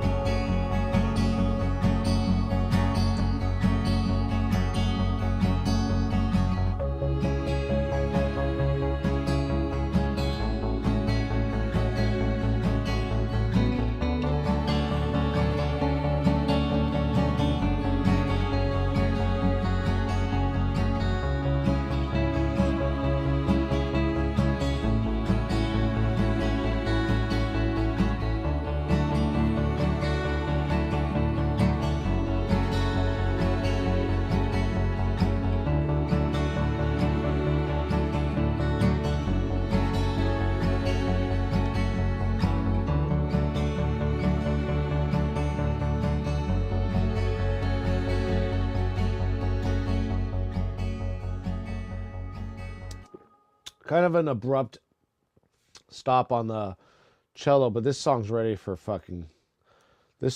go, man. This song's ready to go. We are ready to release. That's what this is all about.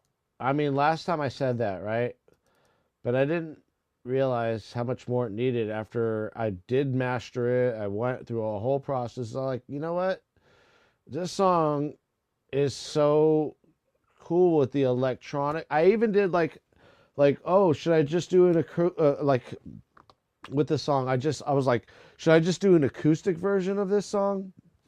You know, like, what should I do? I don't know. But I ended up toying with that idea, and I found that the acoustic version, although it was beautiful, and I was like, oh, I should add an acoustic. I should release it as a two thing, like acoustic version and the electronic version. But I went back to going with this route, the electronic version, and then double downing, so to speak, on it because I just thought, wow, okay, if we can do this, add some choir, and then we did the choir, and the choir added something, and then we did some portal on my vocals to give it some spacey delays, and then I was like, oh my god, we need in these solo in the solo sections of the arrangement, right? On my verses, because as you can see, I kind of arranged the song that way. I got like an intro, verse one, verse solo, verse two, outro. Really simple. I guess you can consider the verse solo as the bridge and the outro as an accompaniment to that bridge, because they're both similar with the solo, with the cello, so to speak. But thank you, Flockwood. It was pretty, right? I hope you liked it. Like, we just got to do a little bit of work here on the end here. So some volume control maybe at the end, and I can do that right here. So I've got my MIDI, and I can do regular audio, and I can also, you know what? Let's do it the easy route. Let's the easiest route to do this without. I mean, I'm not much of an automation freak, but the easiest way to do this, especially when you're ending the song, is to go here. There's many ways to do this, by the way, but let's just try the latch function here, which will just we'll do everything in real time. But before we set up the latch function on that, let's look at this MIDI file over here and kind of stretch it out just a little bit. Oh, sorry. Let's get out of the velocity mode there and kind of just, make the note longer. Not that we're going to.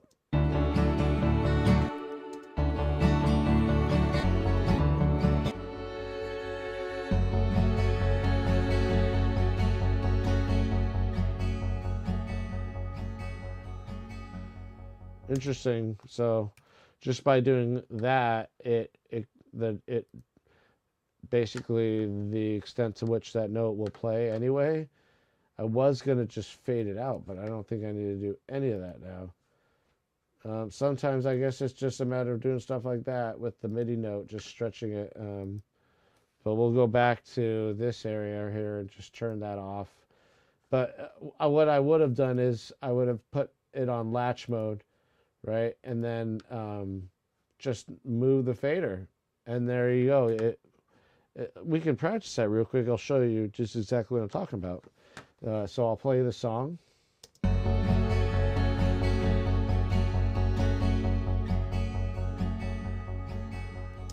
Okay, so let's see what I did. And then if you see what I did here, with latch mode, it automatically will throw that bus into my tracking window, and then I'll take it off latch, put it on read, and that works, by the way, for over here too. So now, as you can see, what I did over there applies to over here in the mix bus, so you're good to go. You don't have to do any work there. But look at what we got here. That's my awesome fader work right there.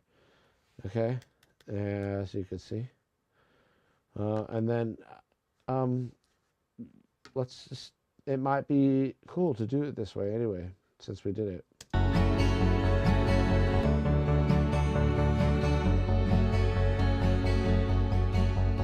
I think I wanted to start actually,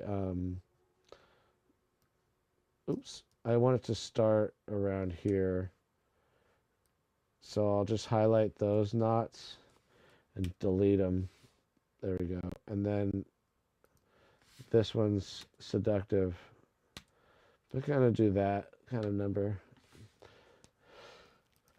And let's just kind of even it out here at this point. So you can kind of fix it a little bit, you know, make it more of a gradual slope. There we go. And there we go. We just did pretty much a straight line.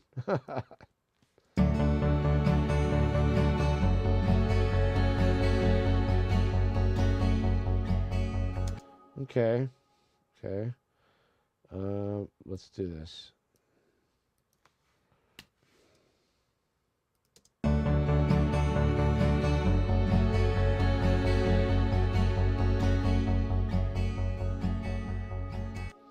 Okay, let's do that.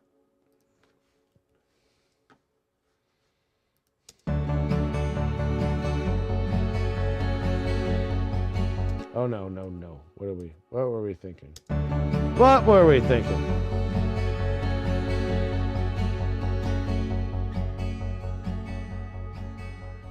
I mean, it doesn't sound bad at all. I'm just being anal about it now.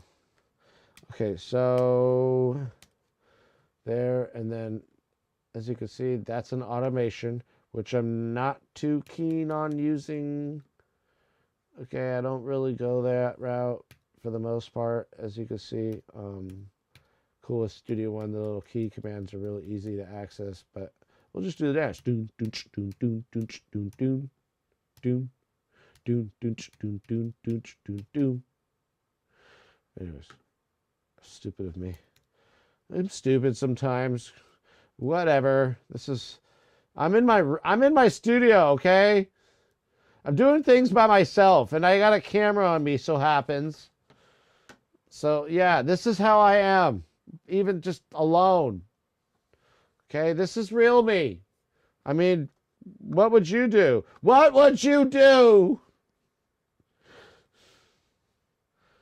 All right, so, this is the real me.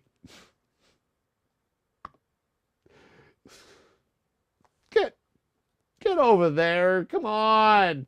Suck. All right. You suck. My boss is yelling at me right now. So let's mix this down, guys. All right, we're at this stage now of the mix, and let's get on. I want to show you guys a music video. The music video will be coming up right after this. Okay, we'll replay it for our hundreds of viewers in the future one of these days. But for now, you guys get the honor of watching my music video. Okay, and I'm gonna play it for you. But let's first mix this motherfucker down and go.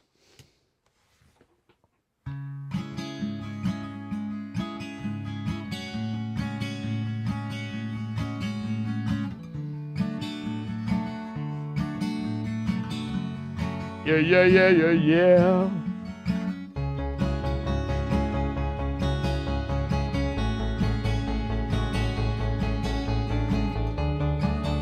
Prime time, baby. Yeah, baby.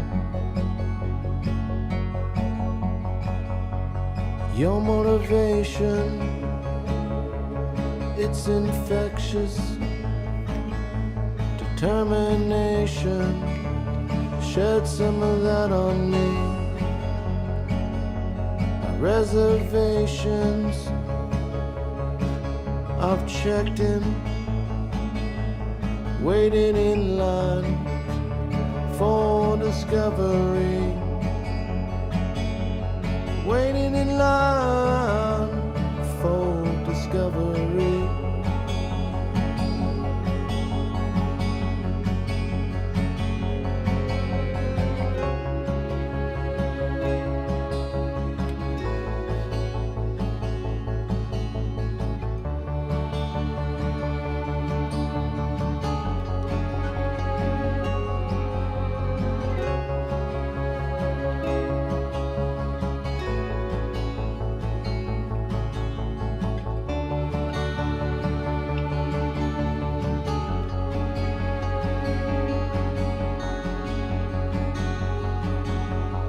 Can I fill in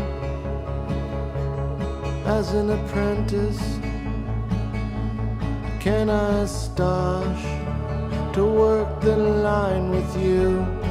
Precious Minds, nice. Forgot to mention that I need this.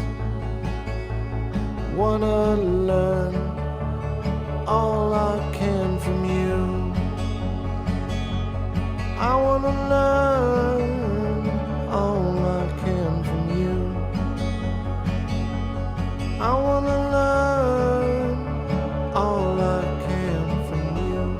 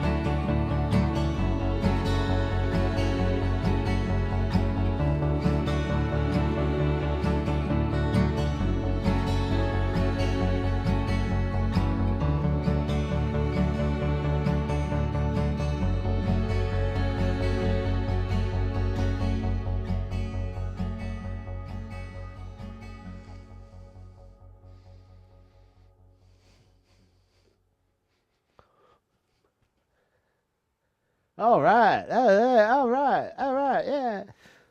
Wow, what a lovely audience.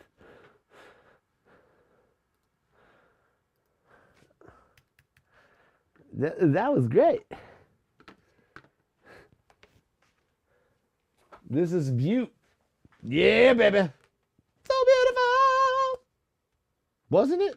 Dude, it's one of my next favorites. I love it. And I did this all with you. Money, money, money, money, money. Thank you, Flockwind, for the bunny fucks. All right. Is it? Oh, Friday.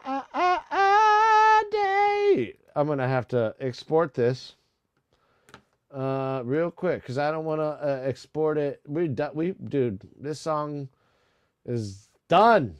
Okay? I really meant it. I really mean it. It's done. It's done. It's done. It's done. It's done. It's done. Dun, da, da, done. It's really done. I hope.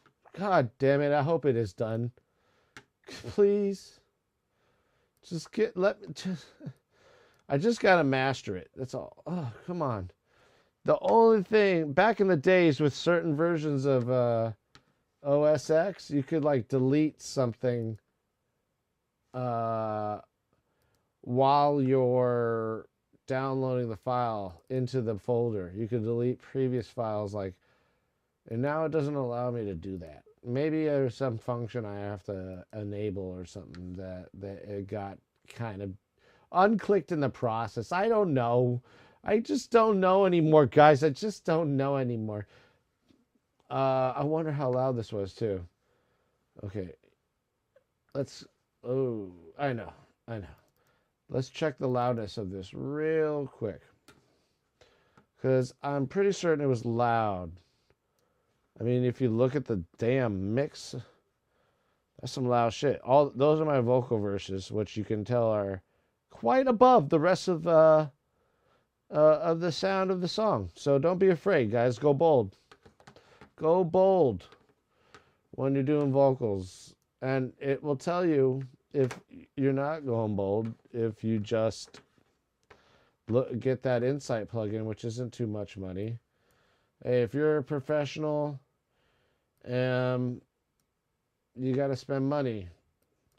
This ain't a cheap fucking industry, especially for the faint-hearted. You got to spend some money in this motherfucker to get anything you want. Like, it really does.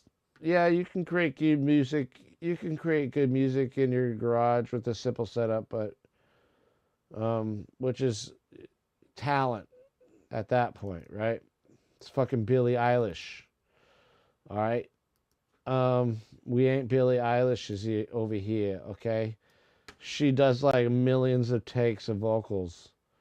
Her style of recording vocals, just from what I've seen, is intense.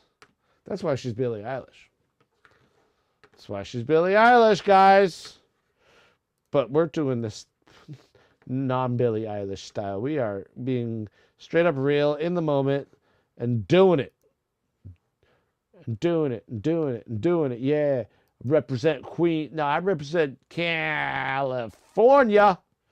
And she was over there. I don't know what state, but whatever.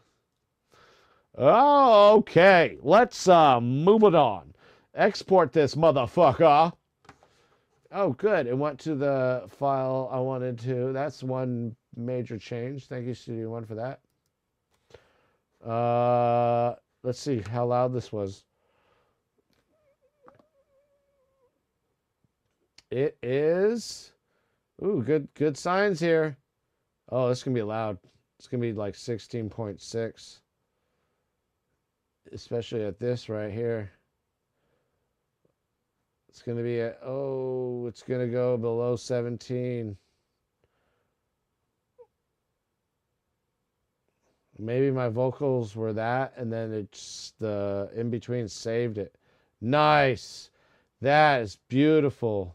Negative 17.2 LUFS. That's, I mean, negative 16.9 to negative 17 is where I want my mix to be in loudness. That is perfect, right where we are. All right, let's move on. Let's move on. So now we are moving on, guys. We're moving on. We're going to get the fuck out of here. Let's go. What is it? What's going on with this? Jesus. Stop doing that. Okay. I don't know if that's Elgato or OBS. I'm going to blame Elgato. Okay. So listen to this. This is our next release, okay? Right here. And this is a song that my son and I wrote. He did all the sounds, and I did the arrangement. All right. He pretty much wrote the fucking thing. Let's check it out. Oh my God. I must have it at...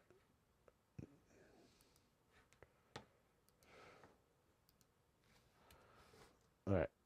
There we go. Are you ready, guys? It's going to be... It's electronic music, so get your heads ready. And also, I put a little bit of drums into it, okay? Just like some good breakbeat style drums.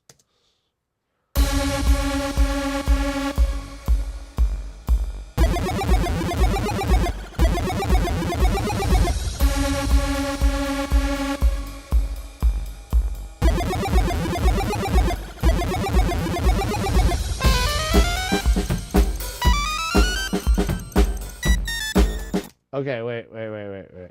There's one part of this.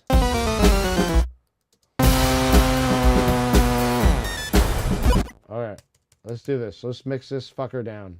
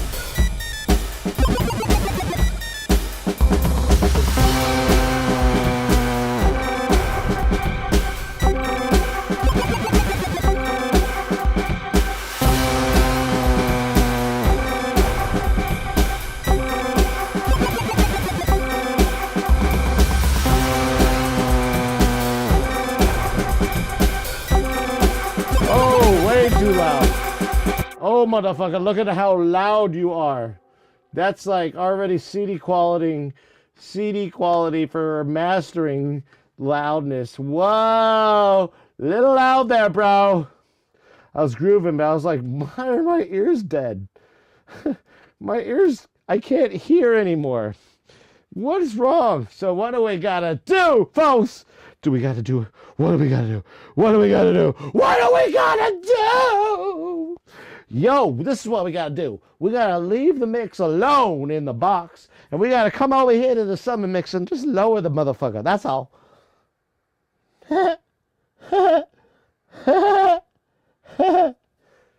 Alright? I just dropped that motherfucker. Down like a motherfucker. So let us go. Here we go. Motherfucker. Woo! That's better.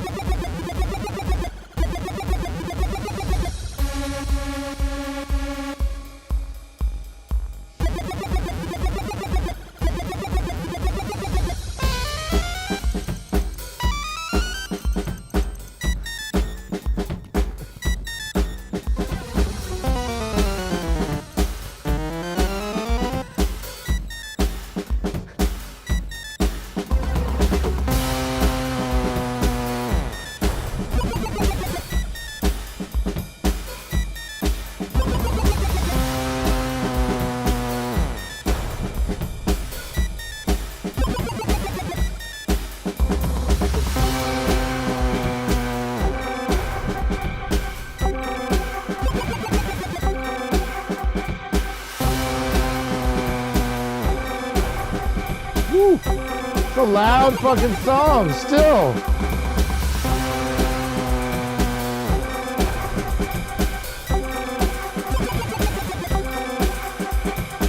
Listen, look at that. Look at that. I dropped. It's fucking loud.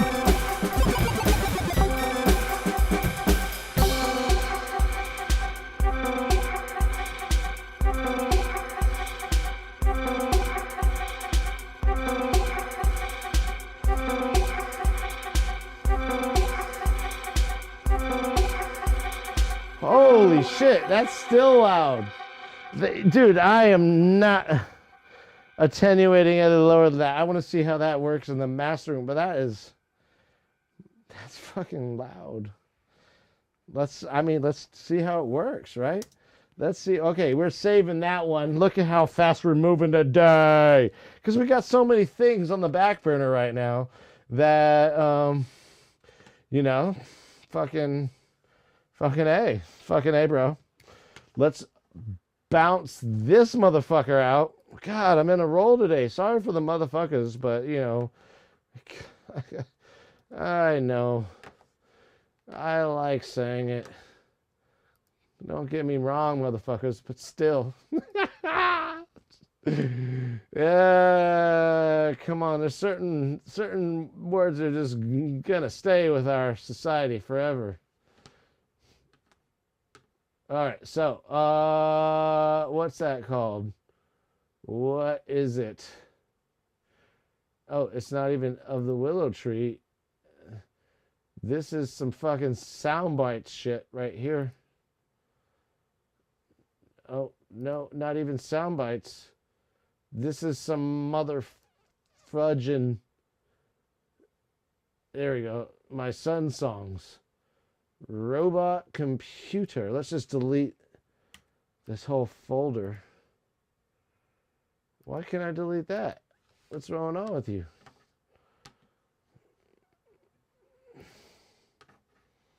Yeah, we're giving him a completely new makeover. This song's going to be performed at his talent show. So he wrote a song for his fucking talent show. Excuse my French, but seriously. All right, there you are. I'm looking for the folder like, my brain's not working. It's working now. It's working. We're on board. Look at us go! Look at us go! Going faster than a speedo! Look look at that. A negative 18. Look at the mix. Oh, that's a loud mix. Look at that. That's beyond my but if you look at the analog sub mixer, I attenuated the motherfucker out of that. So I don't know. I think whatever. Let's just roll with it. Sometimes you record loud shit. You know what I mean? And we can always come back later if it doesn't sound good in mastering country. All right. But for now, I save you. All right. We're going to save this. We're going to put it out. Okay. It's going to look at my beautiful face. So, okay. What we're going to do now is we're going to do something special. Something that many of you guys have not experienced in my feed, and we're gonna do a music video. Okay, I got a fucking music video for you. Okay, and we're gonna watch this music video together. Okay, I'll probably I've seen it so many goddamn times that I'll probably go grab me another beer because it's Friday, la la la la la. Da, da, da, da, getting ready for the weekend Friday. Don't hate on Rebecca Black, man. She's badass and she's an inspiration. Okay? Especially that fucking Worth It for the Feeling song was great. God. Ooh, hit me right there.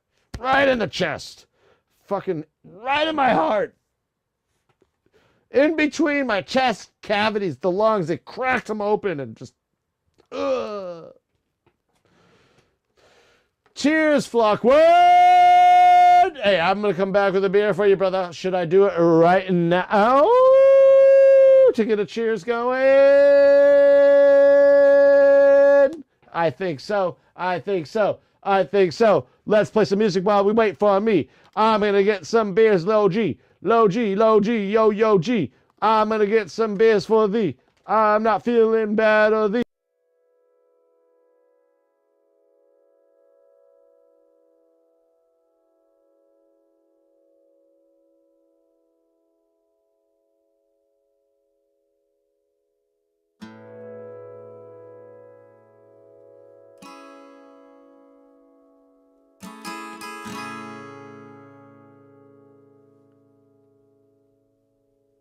Don't hang up, guys. Don't go away.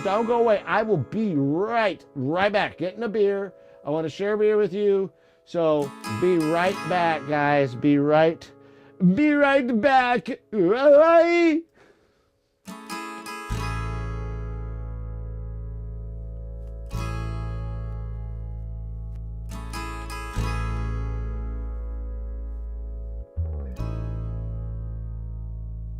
I was drowning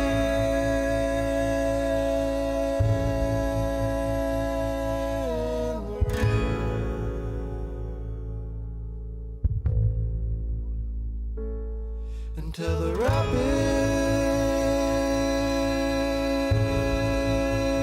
pulled me out of the dam,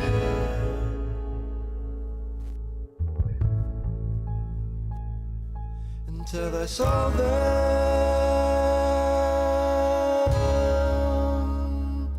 out in the distance.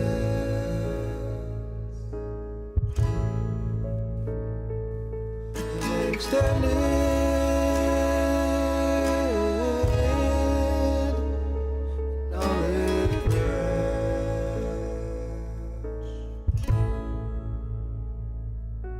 so I made it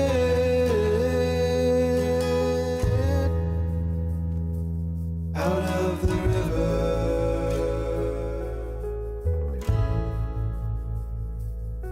I said I made it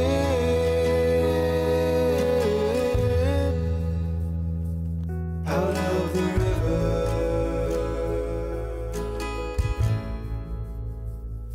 I said I made it. All right, we're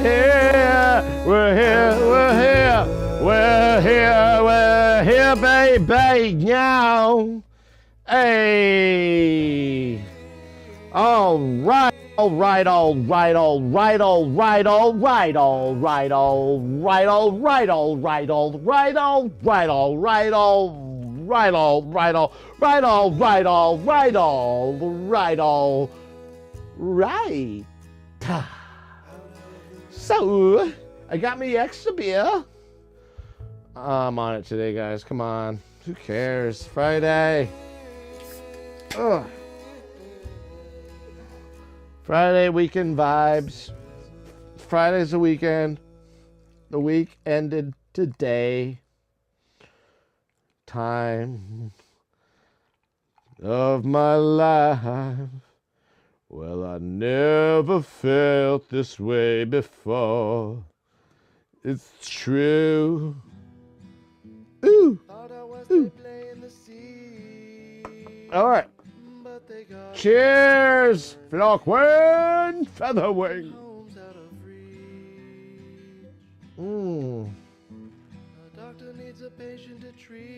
Very nice. It's very nice. I tell you, it's very, very nice.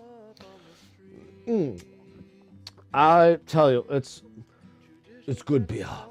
Very good beer.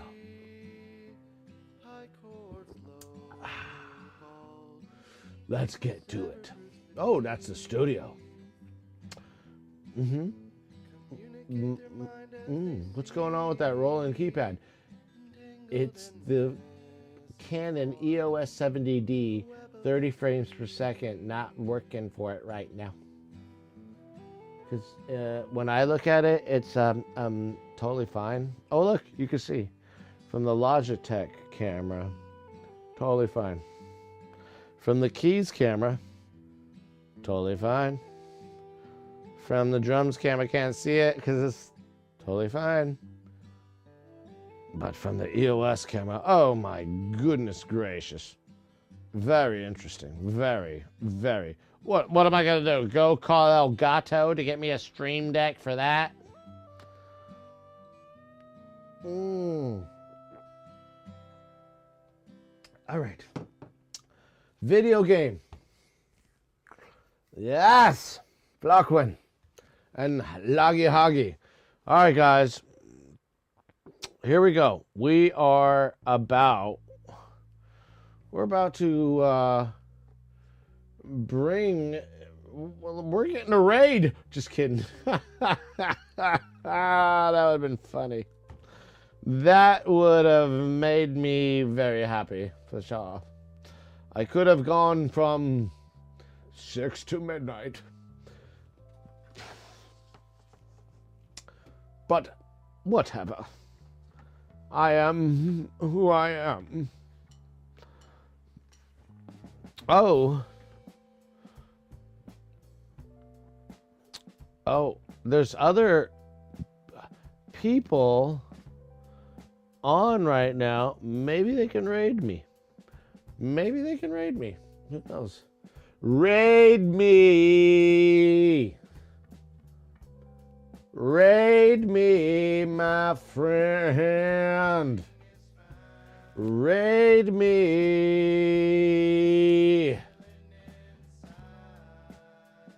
Raid me again.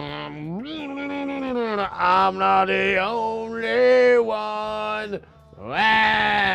No, honestly, I've got this music video here.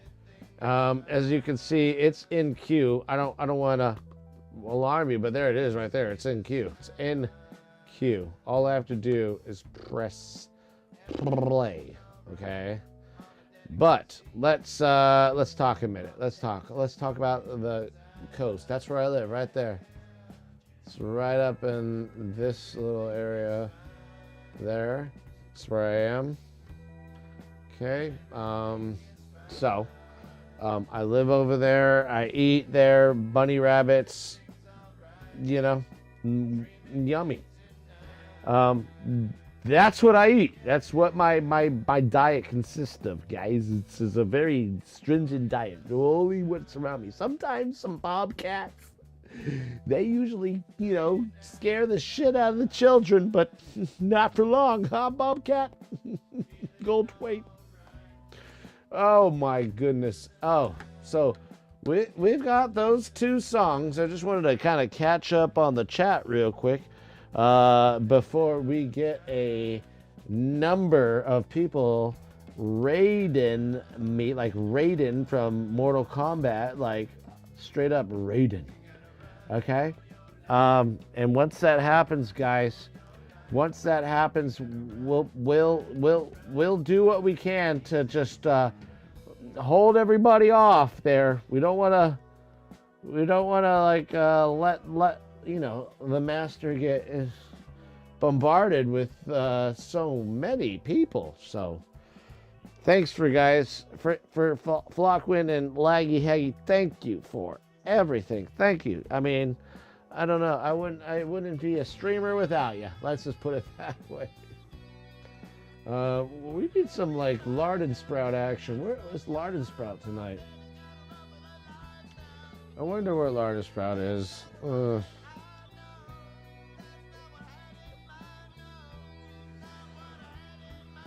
wonder where lard and sprout is. We'll have to find out. But if it's just the usual duo dynamic, that is. By the way, you guys do music. Are you dynamic duos? Are you dynamic on the duo front?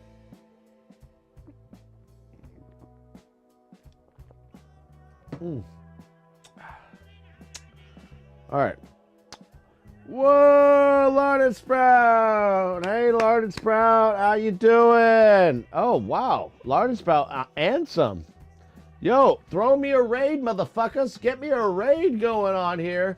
We got some people. They're about to end their stream soon. I know it. I can see it. It's like, okay, their streams are going to end soon. And maybe they can... Maybe they could raid the page. I don't know. I'm looking for a raid tonight. I'm just feeling it. Feeling like it's going to happen. I have this feeling that, you know, I might get a raider tonight. I might. So if I get a raider, that would be cool. Oh, 64 minutes. That's an hour and 4 minutes. That's nice. I might be sleeping around that time too. Hey, you know what? Let's go. Let's play the music video. We're gonna drink a beer, and I hope you guys are drinking with me. Lard and Sprout, welcome to the stream. In case you don't know, Flockwind, Laggy Haggy, and Lard and Sprout are gonna eventually be the mods, I would assume. I mean, they're cool peeps. But check it out. Hopefully, I don't want to put words in my mouth. But we've got, yeah, yeah, modular. I wonder what the mods, don't you guys get stuff out of all this too? Don't you get paid out of, like, a cut out of everything? I don't know. I don't know how Twitter works, but isn't there some kind of mod payment for being mods? Lard and Sprout. I love that name, Lard and Sprout. It's great. Cheers, Lard and Sprout. If you're drinking one, drink one for me.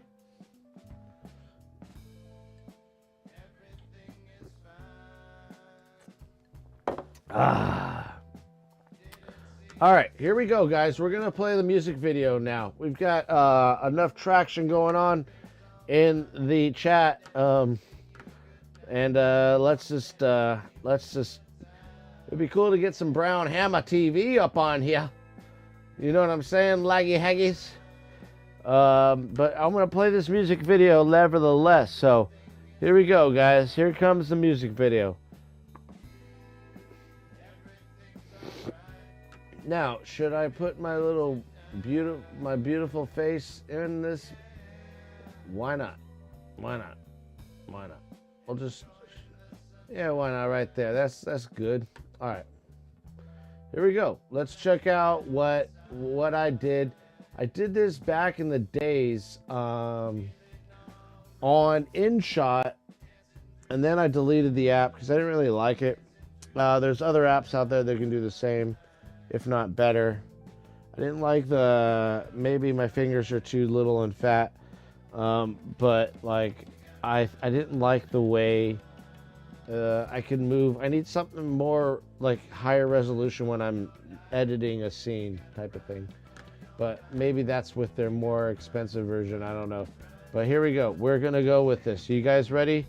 We are going to get off of the whole background music thing. And let's check this out.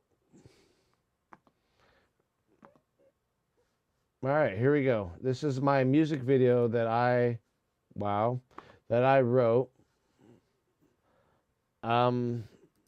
Why does it do that? It does that a lot. It's very interesting.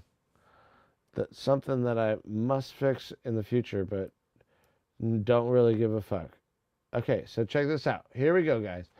Check out this music video that I wrote. And I did it with an iPhone.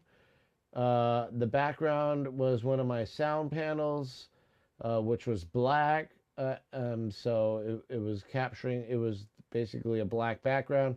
I was wearing, obviously, black pea coat with a poor boy cap and a dark denim undershirt, collared shirt type of thing, which you don't see me in very often, in pub, at least on my leisure.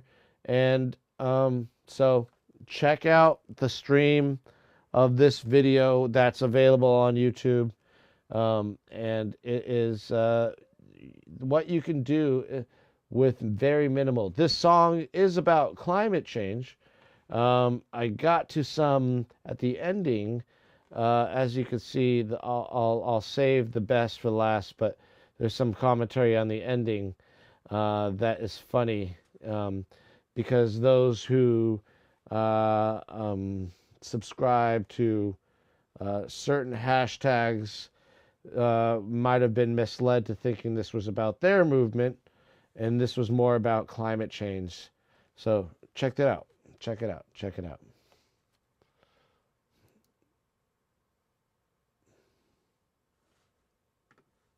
Okay. Check it out. Wait, hold on a second. We gotta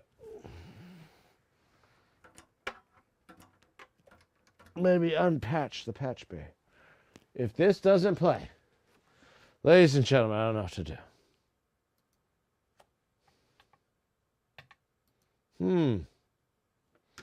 Well, hold on a sec. Very interesting. It's not playing.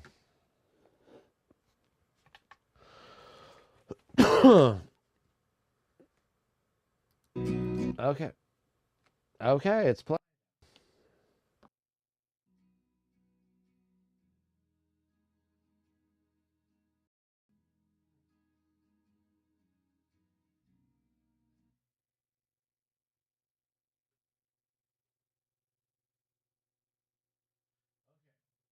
I have one quick. You got to do some patch bay in order for it to play.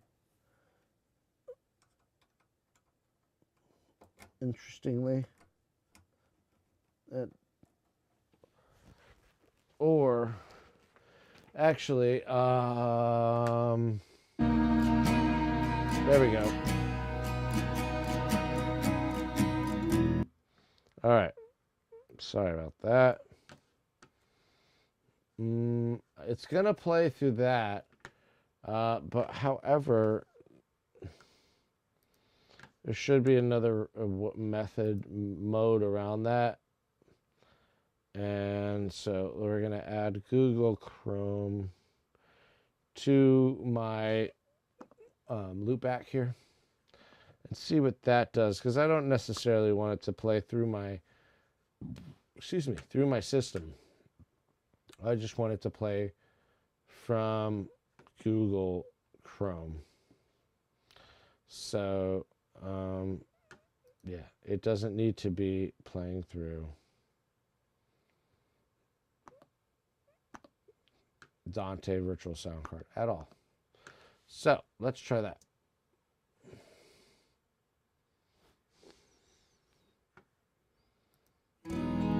There we go. All right, so here we go. Without any further ado, we shall play.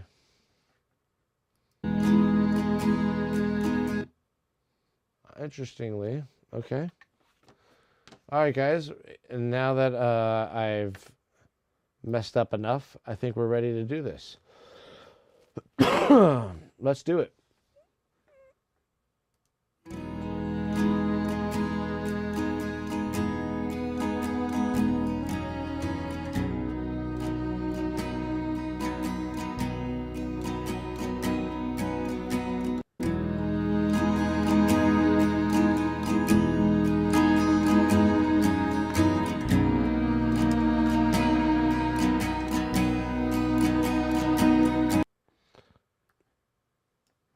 All right, let's start that from the top.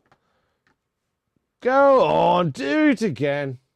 Now that I want you to see the whole video. So, this Elgato.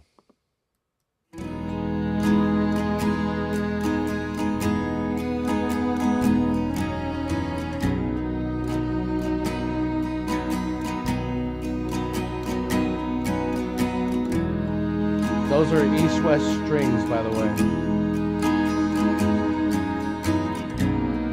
Cello.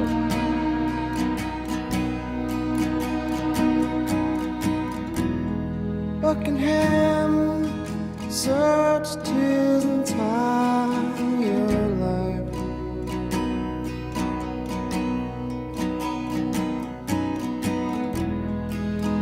for the wicked man inside. Oh, yeah.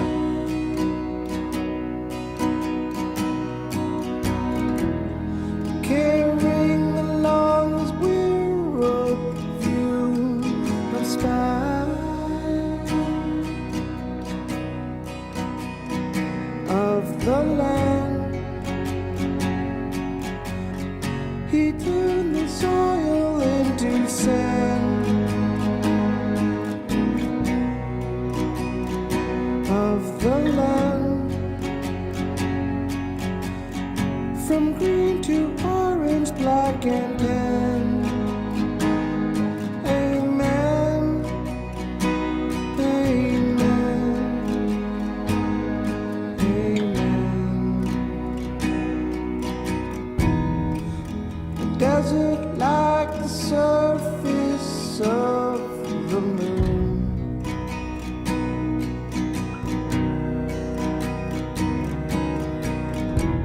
Under the mass of ocean lays the ruin.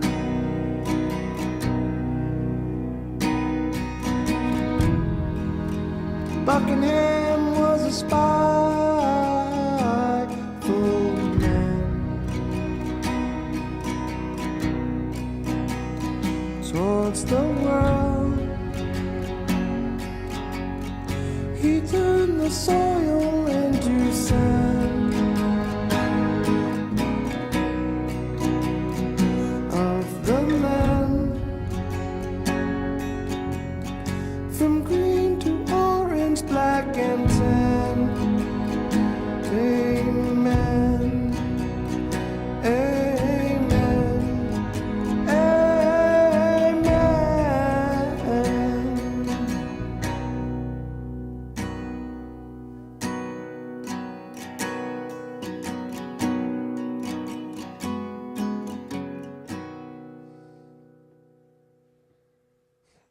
I mean, like, right?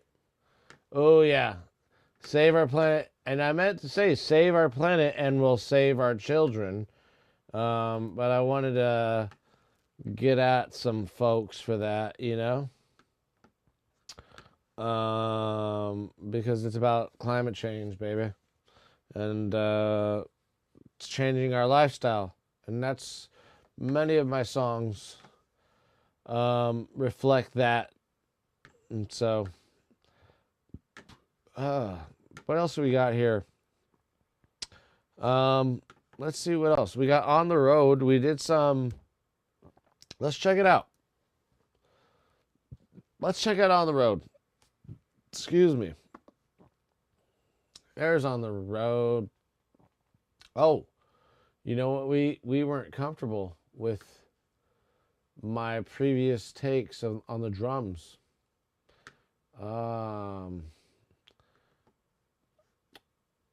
That's tomorrow morning. Tomorrow morning. We're going to come back to that tomorrow morning because it'll be a Saturday morning and it'll be beautiful.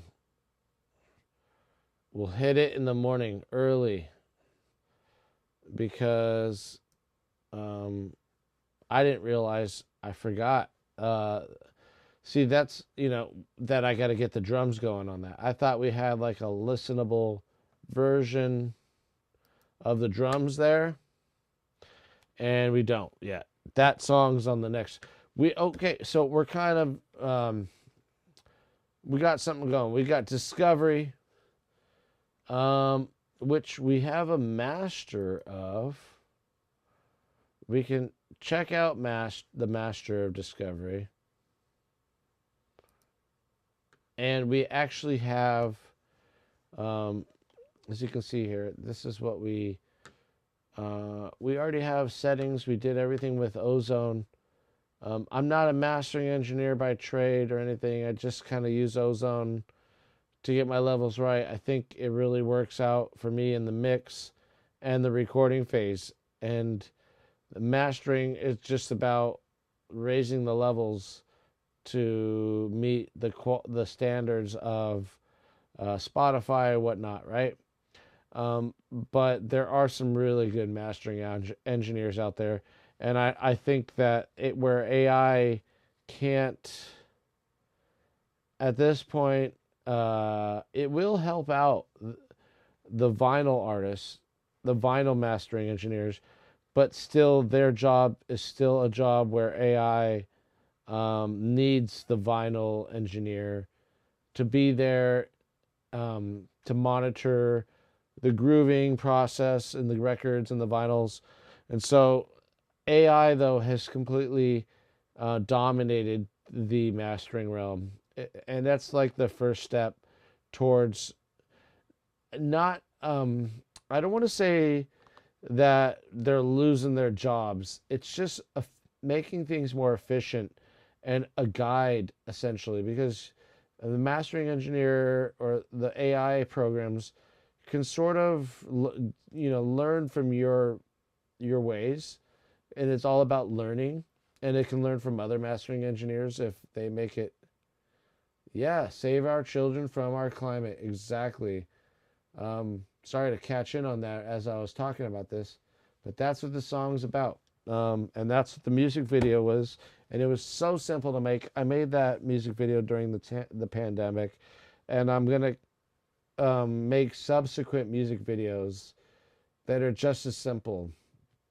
I was actually going to do one where I'm walking the baby. I used to do it in the stroller, but now she's too big. So that stroller is about to get donated, okay? But I want a music video of just me walking around the neighborhood singing a song, and then just watching my feet, and just a very simplistic, or even washing my dishes, like that was another scene. So it was gonna be like me walking the baby with the stroller through the park, and then and it all works with the beat.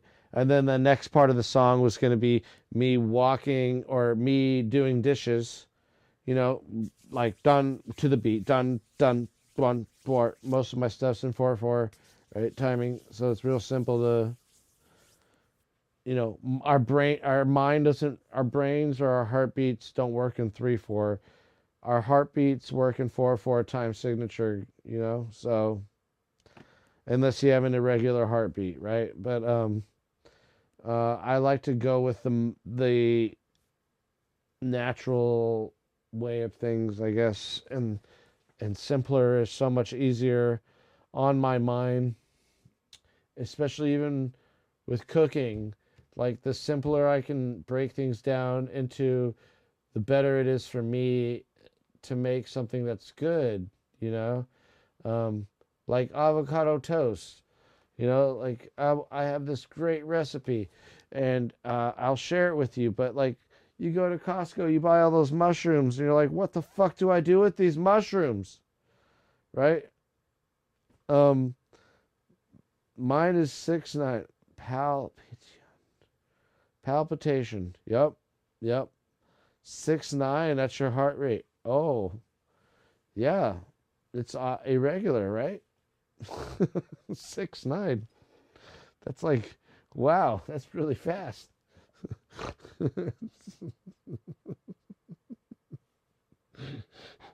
That's terrible in both cases, the 6 and the 9. Me and Flock 69 before. Oh, sell the mushrooms. No, you know what I do with the mushrooms? I I cook them. I make a mushroom pate. I put them in the blender after I cook them, while they're still a little bit moist, to give them a little air. If they're too dry, then the pate, you can still do it that way, but it'll be a. But I like to make a pate, and that's like the spread on top of my toast, mushroom pate, and then the avocados, and then any meat, either ham or whatever you ate the night before, throw that on there, and then some, obviously cilantro, or if you don't like that, I do cilantro and green onions and lemon zest. The lemon zest is the shocker right there. The lemon zest is the shocker. And sometimes I throw, even with the avocados, and a little avocado sauce, little dollops of avocado sauce, which is, it's just basically the avocados that turn brown that people throw away. I make those into a sauce. They still turn out green in the sauce. It's just avocados, cilantros, including the stems, jalapeno, green onion, and serrano if you want to add some of that too. And that's it. And blend that into a paste too. Um, Ham the night before. Yeah. Always ham the night before. Yeah. Ham is just a forever staple. Trader Joe's makes some good ham. They got some good old ham in that motherfucker. And it's cheap and it's organic. But, I mean, where are you going to find organic ham, first of all? Like, I can't even find an organic pig. Where do you find organic pigs? And Trader Joe's has access to organic ham. What the fuck? Oh, the green onions. The green onions. Yeah. The green onions. You mix it to make it ever so green. And when you put it in the blender, it's gonna cook. So especially like a Vitamix, it's gonna get hot. So that's okay as long as you. Oh, another secret ingredient: lemon juice. That will keep it green. Lots of salt. That will cure it. Same with the blending of the mushroom. I like to add mustard. I like to cook the mushroom with mustard powder or mustard seed. Doesn't matter. Less mustard seed than the powder, obviously. And you throw that in the blender with them. Cook the mushrooms in a little bit of olive oil. And I actually, Costco, they have like garlic, right? Those big bags of garlic at Costco. You could just make garlic oil with the big ass fucking olive oil that they sell. And you cook, they actually work hand in hand. You want 1 to 1, one bag of that garlic, peeled garlic, to 1 bottle of the Costco olive oil. I think it's like a liter. I don't know. It's definitely pretty big. And then you siphon out the garlic, blend the garlic, add salt. There's your garlic condiment roasted garlic paste for it lasts, dude. It lasts us a month or so, more than a month. Okay, I gotta show you guys all this stuff. This is my little Costco hacks that I have. Don't be sorry, you know. Don't be sorry. Secret agreements. Flockman's going into his. Yeah, I love it. I love it. I love it. Flockman's little side tracks, little innuendos and stuff like that. It's fucking beautiful. Anyways, look at this. We could bring this in to mastering, but this is really this is my extended mastering. It's not too much for you. But we have like an album cover for, if you want to look at that. Look at that. That's the album cover for Discovery. It's basically I did this album cover on OpenAI, Dolly 2. Which new one?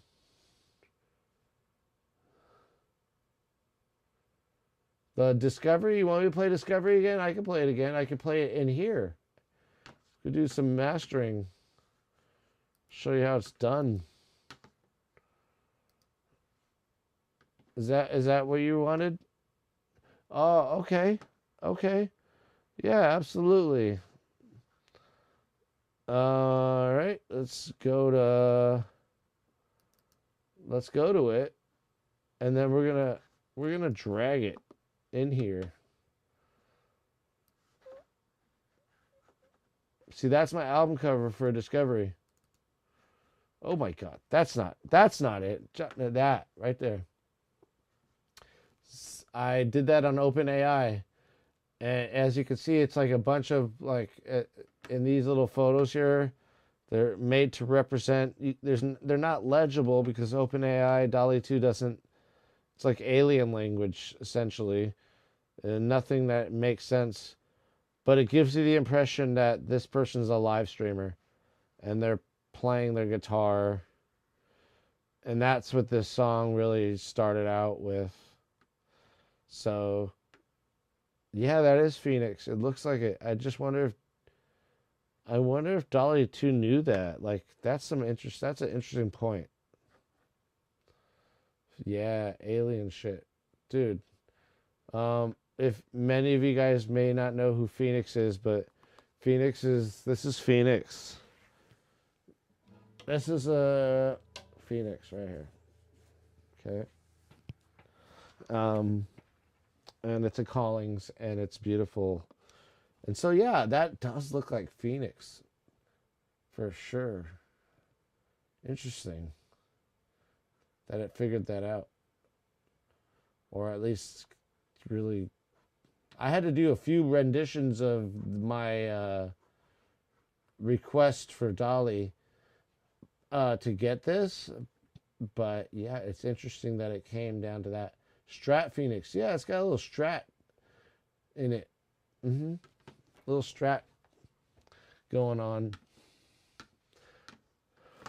But that's what I like about DALL-E, OpenAI, the same company that makes ChatGPT.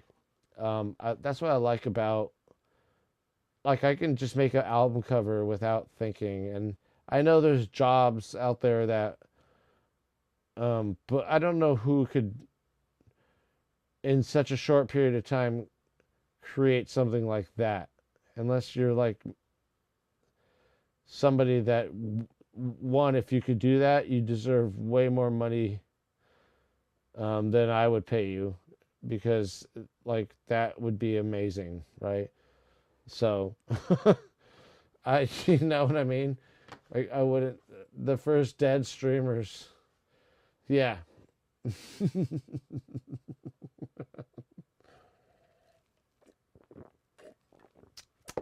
You're getting ahead of me right there with the whole... I have another song called On the Road, and it's about a killer. But look what we can do with this. I mean, I'm going to get the loudness information. With Studio One, this is Studio One Project.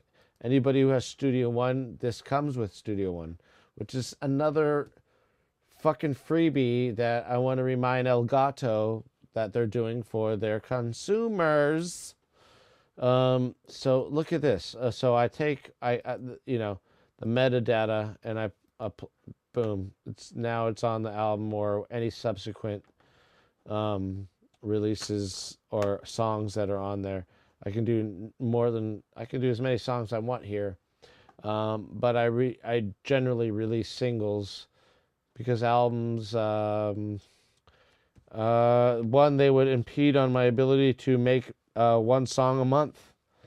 So doing an album would be a band thing. If I was in a band or something, maybe, or if I took many of my collaborations and kind of grouped them in, made a greatest hits type of thing, that would be the extent of my albums right now at this point. But so I just click on the loudest information. It's really going to quickly gather that without much effort there, and it tells me that this song is -17.2 LUFS. LUFS is a really good measure of loudness. It's not peak and RMS.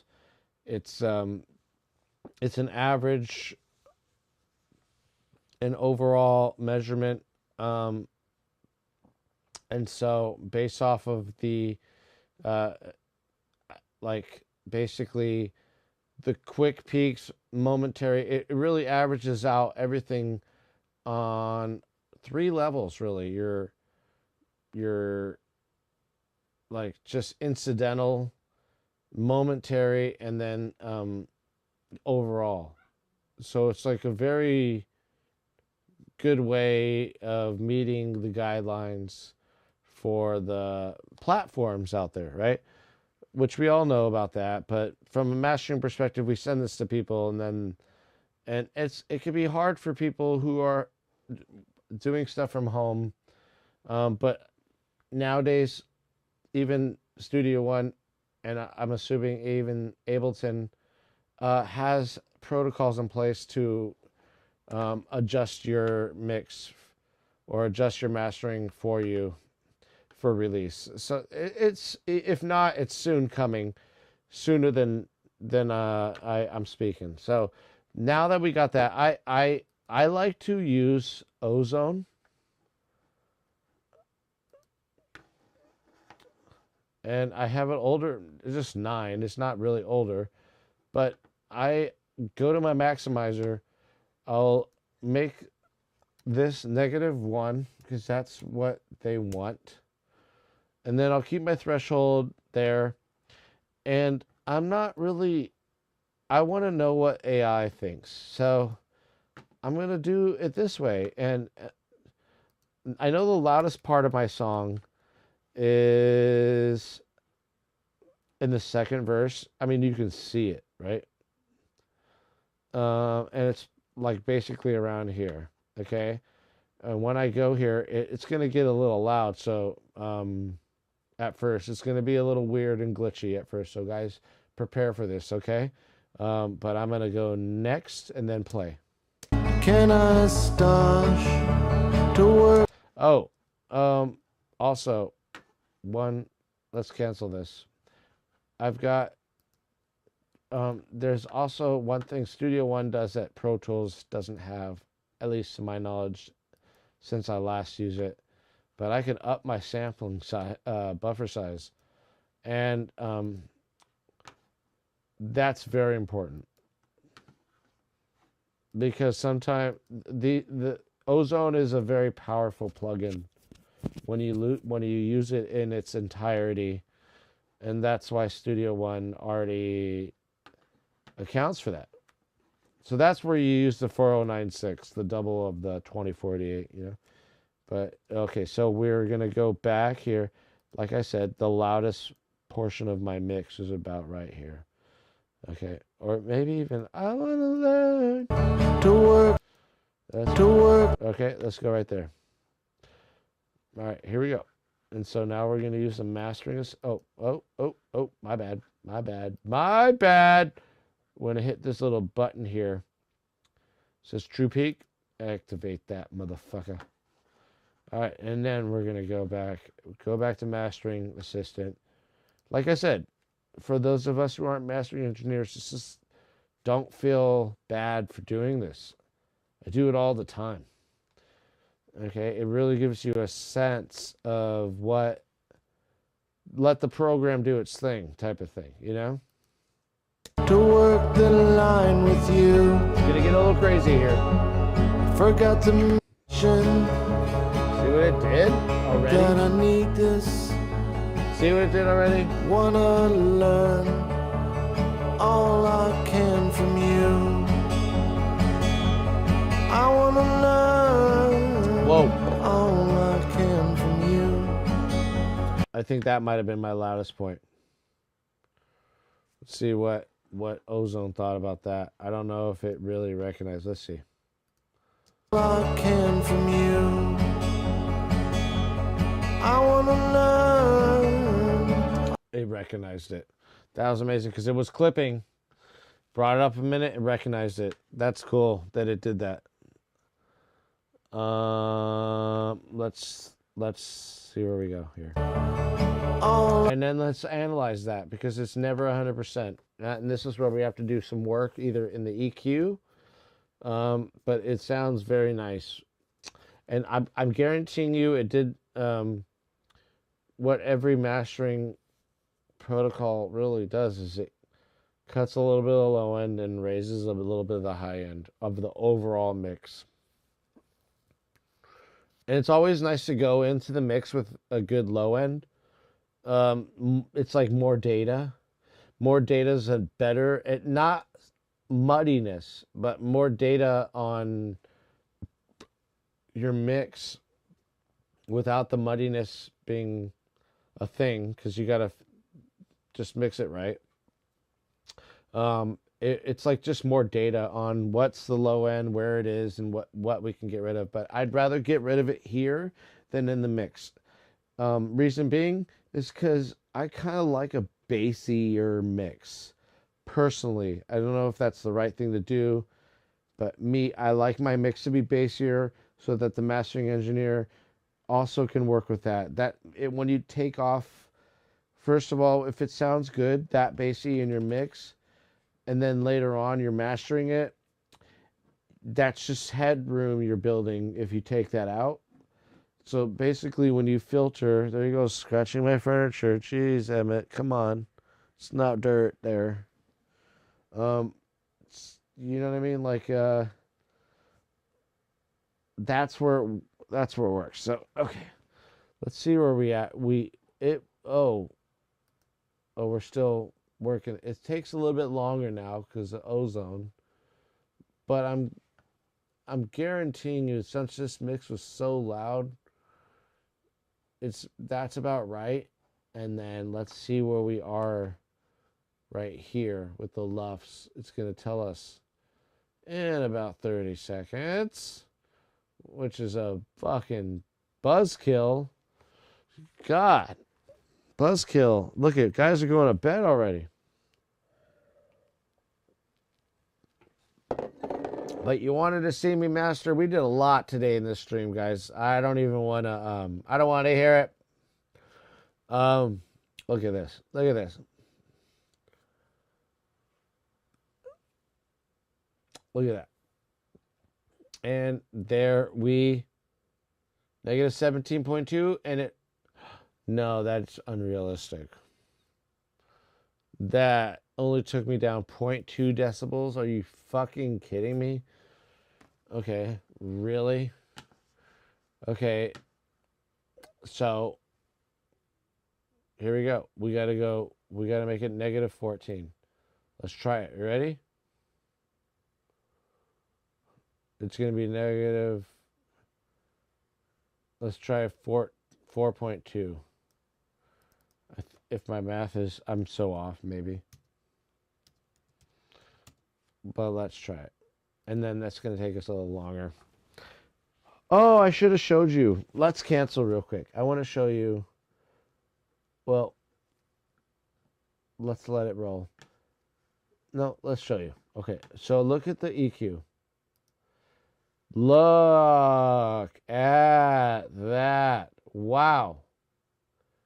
That's a lot.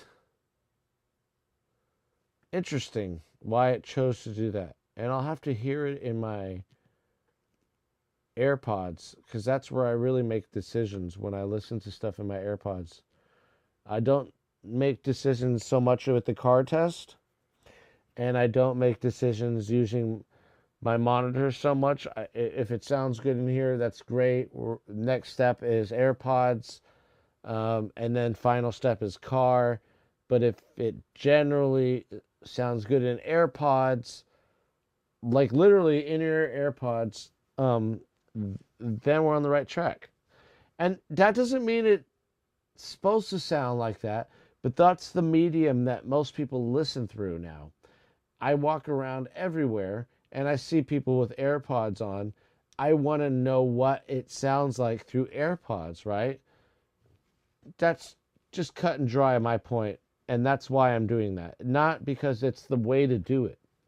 It's what's popular. Sometimes people are like, oh, does it sound good through my phone? I want to hear what it sounds like through my phone. Okay? That's my process. It's really a experimental trial and error, but you have to build confidence in the beginning rather than in the end. In the end, it's really just a lowering volume game. The confidence building comes in the mixing phase. The real confidence building, the booster, is in the recording phase, where you're actually, you're fucking recording correctly. Okay? You're slamming your preamps. You're getting everything out of what your analog gear can offer. Why? Why not, right? Try to get the most that the gear can offer for the scenario. It doesn't mean slamming the input gain. It doesn't mean any of that. It means knowing it, and that's the battle. Or the process, however you look at it. But okay, so as you can see, though, this is a little intense on the high end. Your motivation. And I don't really necessarily agree with AI in this situation. Let's see what some wow. So we have some compression going on with a dynamic EQ here. Your motivation. It's happening over there in 300. Okay. Your motivation.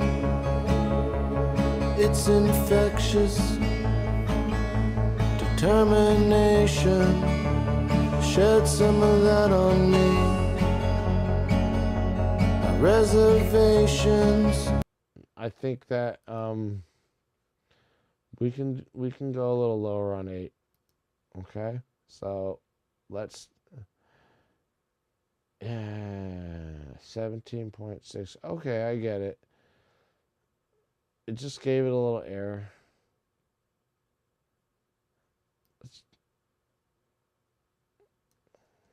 Your motivation. There we go. That's just 1 dB, I'm agreeing with its decisions on my roll-off here.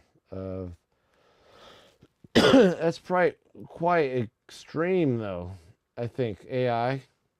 You know what? Let's try this again. Let's try that again. Sometimes AI learns.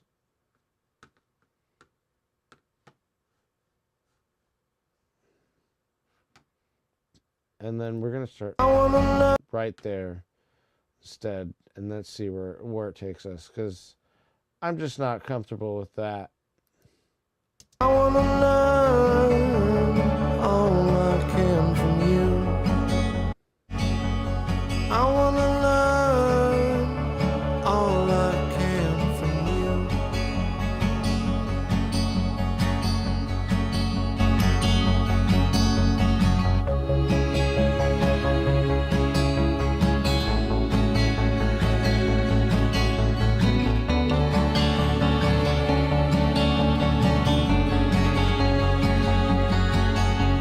see where it took us. Wow, look at where it took us here.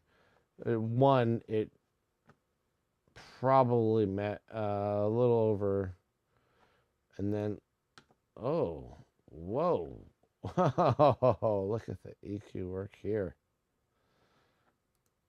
Oh, geez. It's like AI doubled down on me. It's like, fuck me? No, fuck you. I'm going to do more. I'm going to tell you what's up. You don't know who I am. I'm artificial fucking intelligence, you fuck.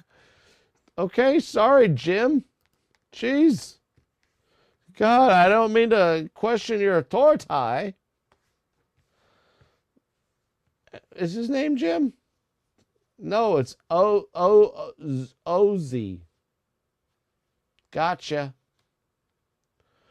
Wow. But what a difference, right? I mean, the last one was kind of weird, though. It was like taking me to negative 17 point, like from negative 17.2 to negative 17. Come on. Come on, that's not real. That's not real. I don't know what's going on.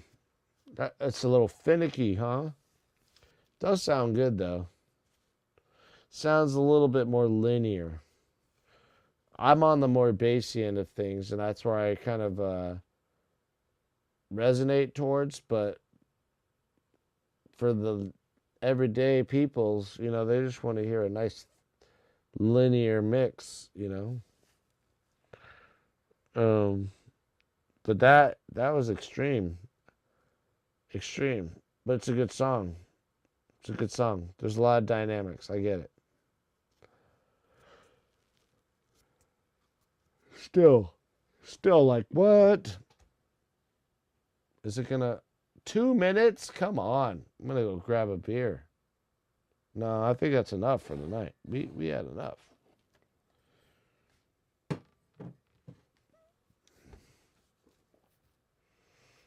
Yep. That was actually what? What do we have? 3 of those motherfuckers? Yeah, that's it.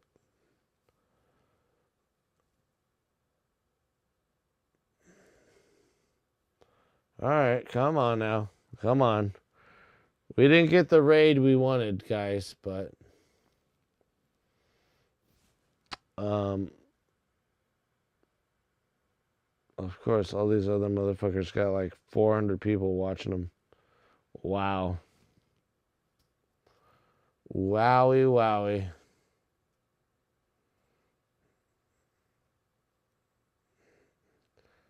One minute and 30 seconds. Is this why? But look at where we're doing. We're like, see what it's doing up there? You could see the way it's compressing some of the notes here. Or essentially limiting with the maximizer. See, over there, nothing's getting touched here. But as you get to the next round of vocals, you see some attenuation. I'm not seeing any yet. We'll make it a little bit bigger. Can't do anything while it's doing that, of course. So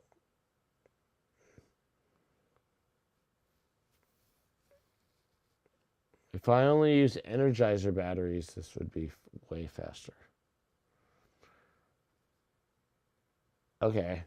Here we go. We're there. We are there.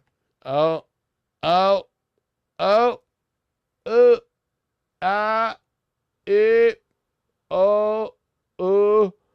And sometimes why? Let's do it. 10, 9, 8, 7, 6, 5, 4, 3, 2, 1. There. Oh, a little loud. That's fine. I don't like to do wait. Okay, so this is for me when you're compressing it, or it's basically compression. Okay. I don't like to go too far. I see a lot of artists, even Gregor, he has some of his stuff. If you watch some of his mixes, Studio One mixes, he goes down here for some of his stuff, 13.2. Okay. So we know that's 14.2, right? 14.1, 14.0, right? So there, I think negative 5.7. I won't bore you with the rest of this. Ew. Okay. Excuse me. Excuse me, sir. All right. So, I'm not going to bore you with this. We are going to stop the stream because this is going to take another 1 minute of boringness. And I think I'm pretty much done. We got it set. It's going to be negative 14. It's going to sound great.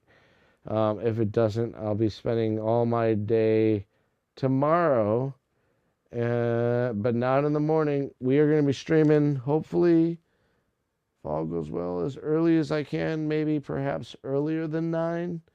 Got some stuff to get done.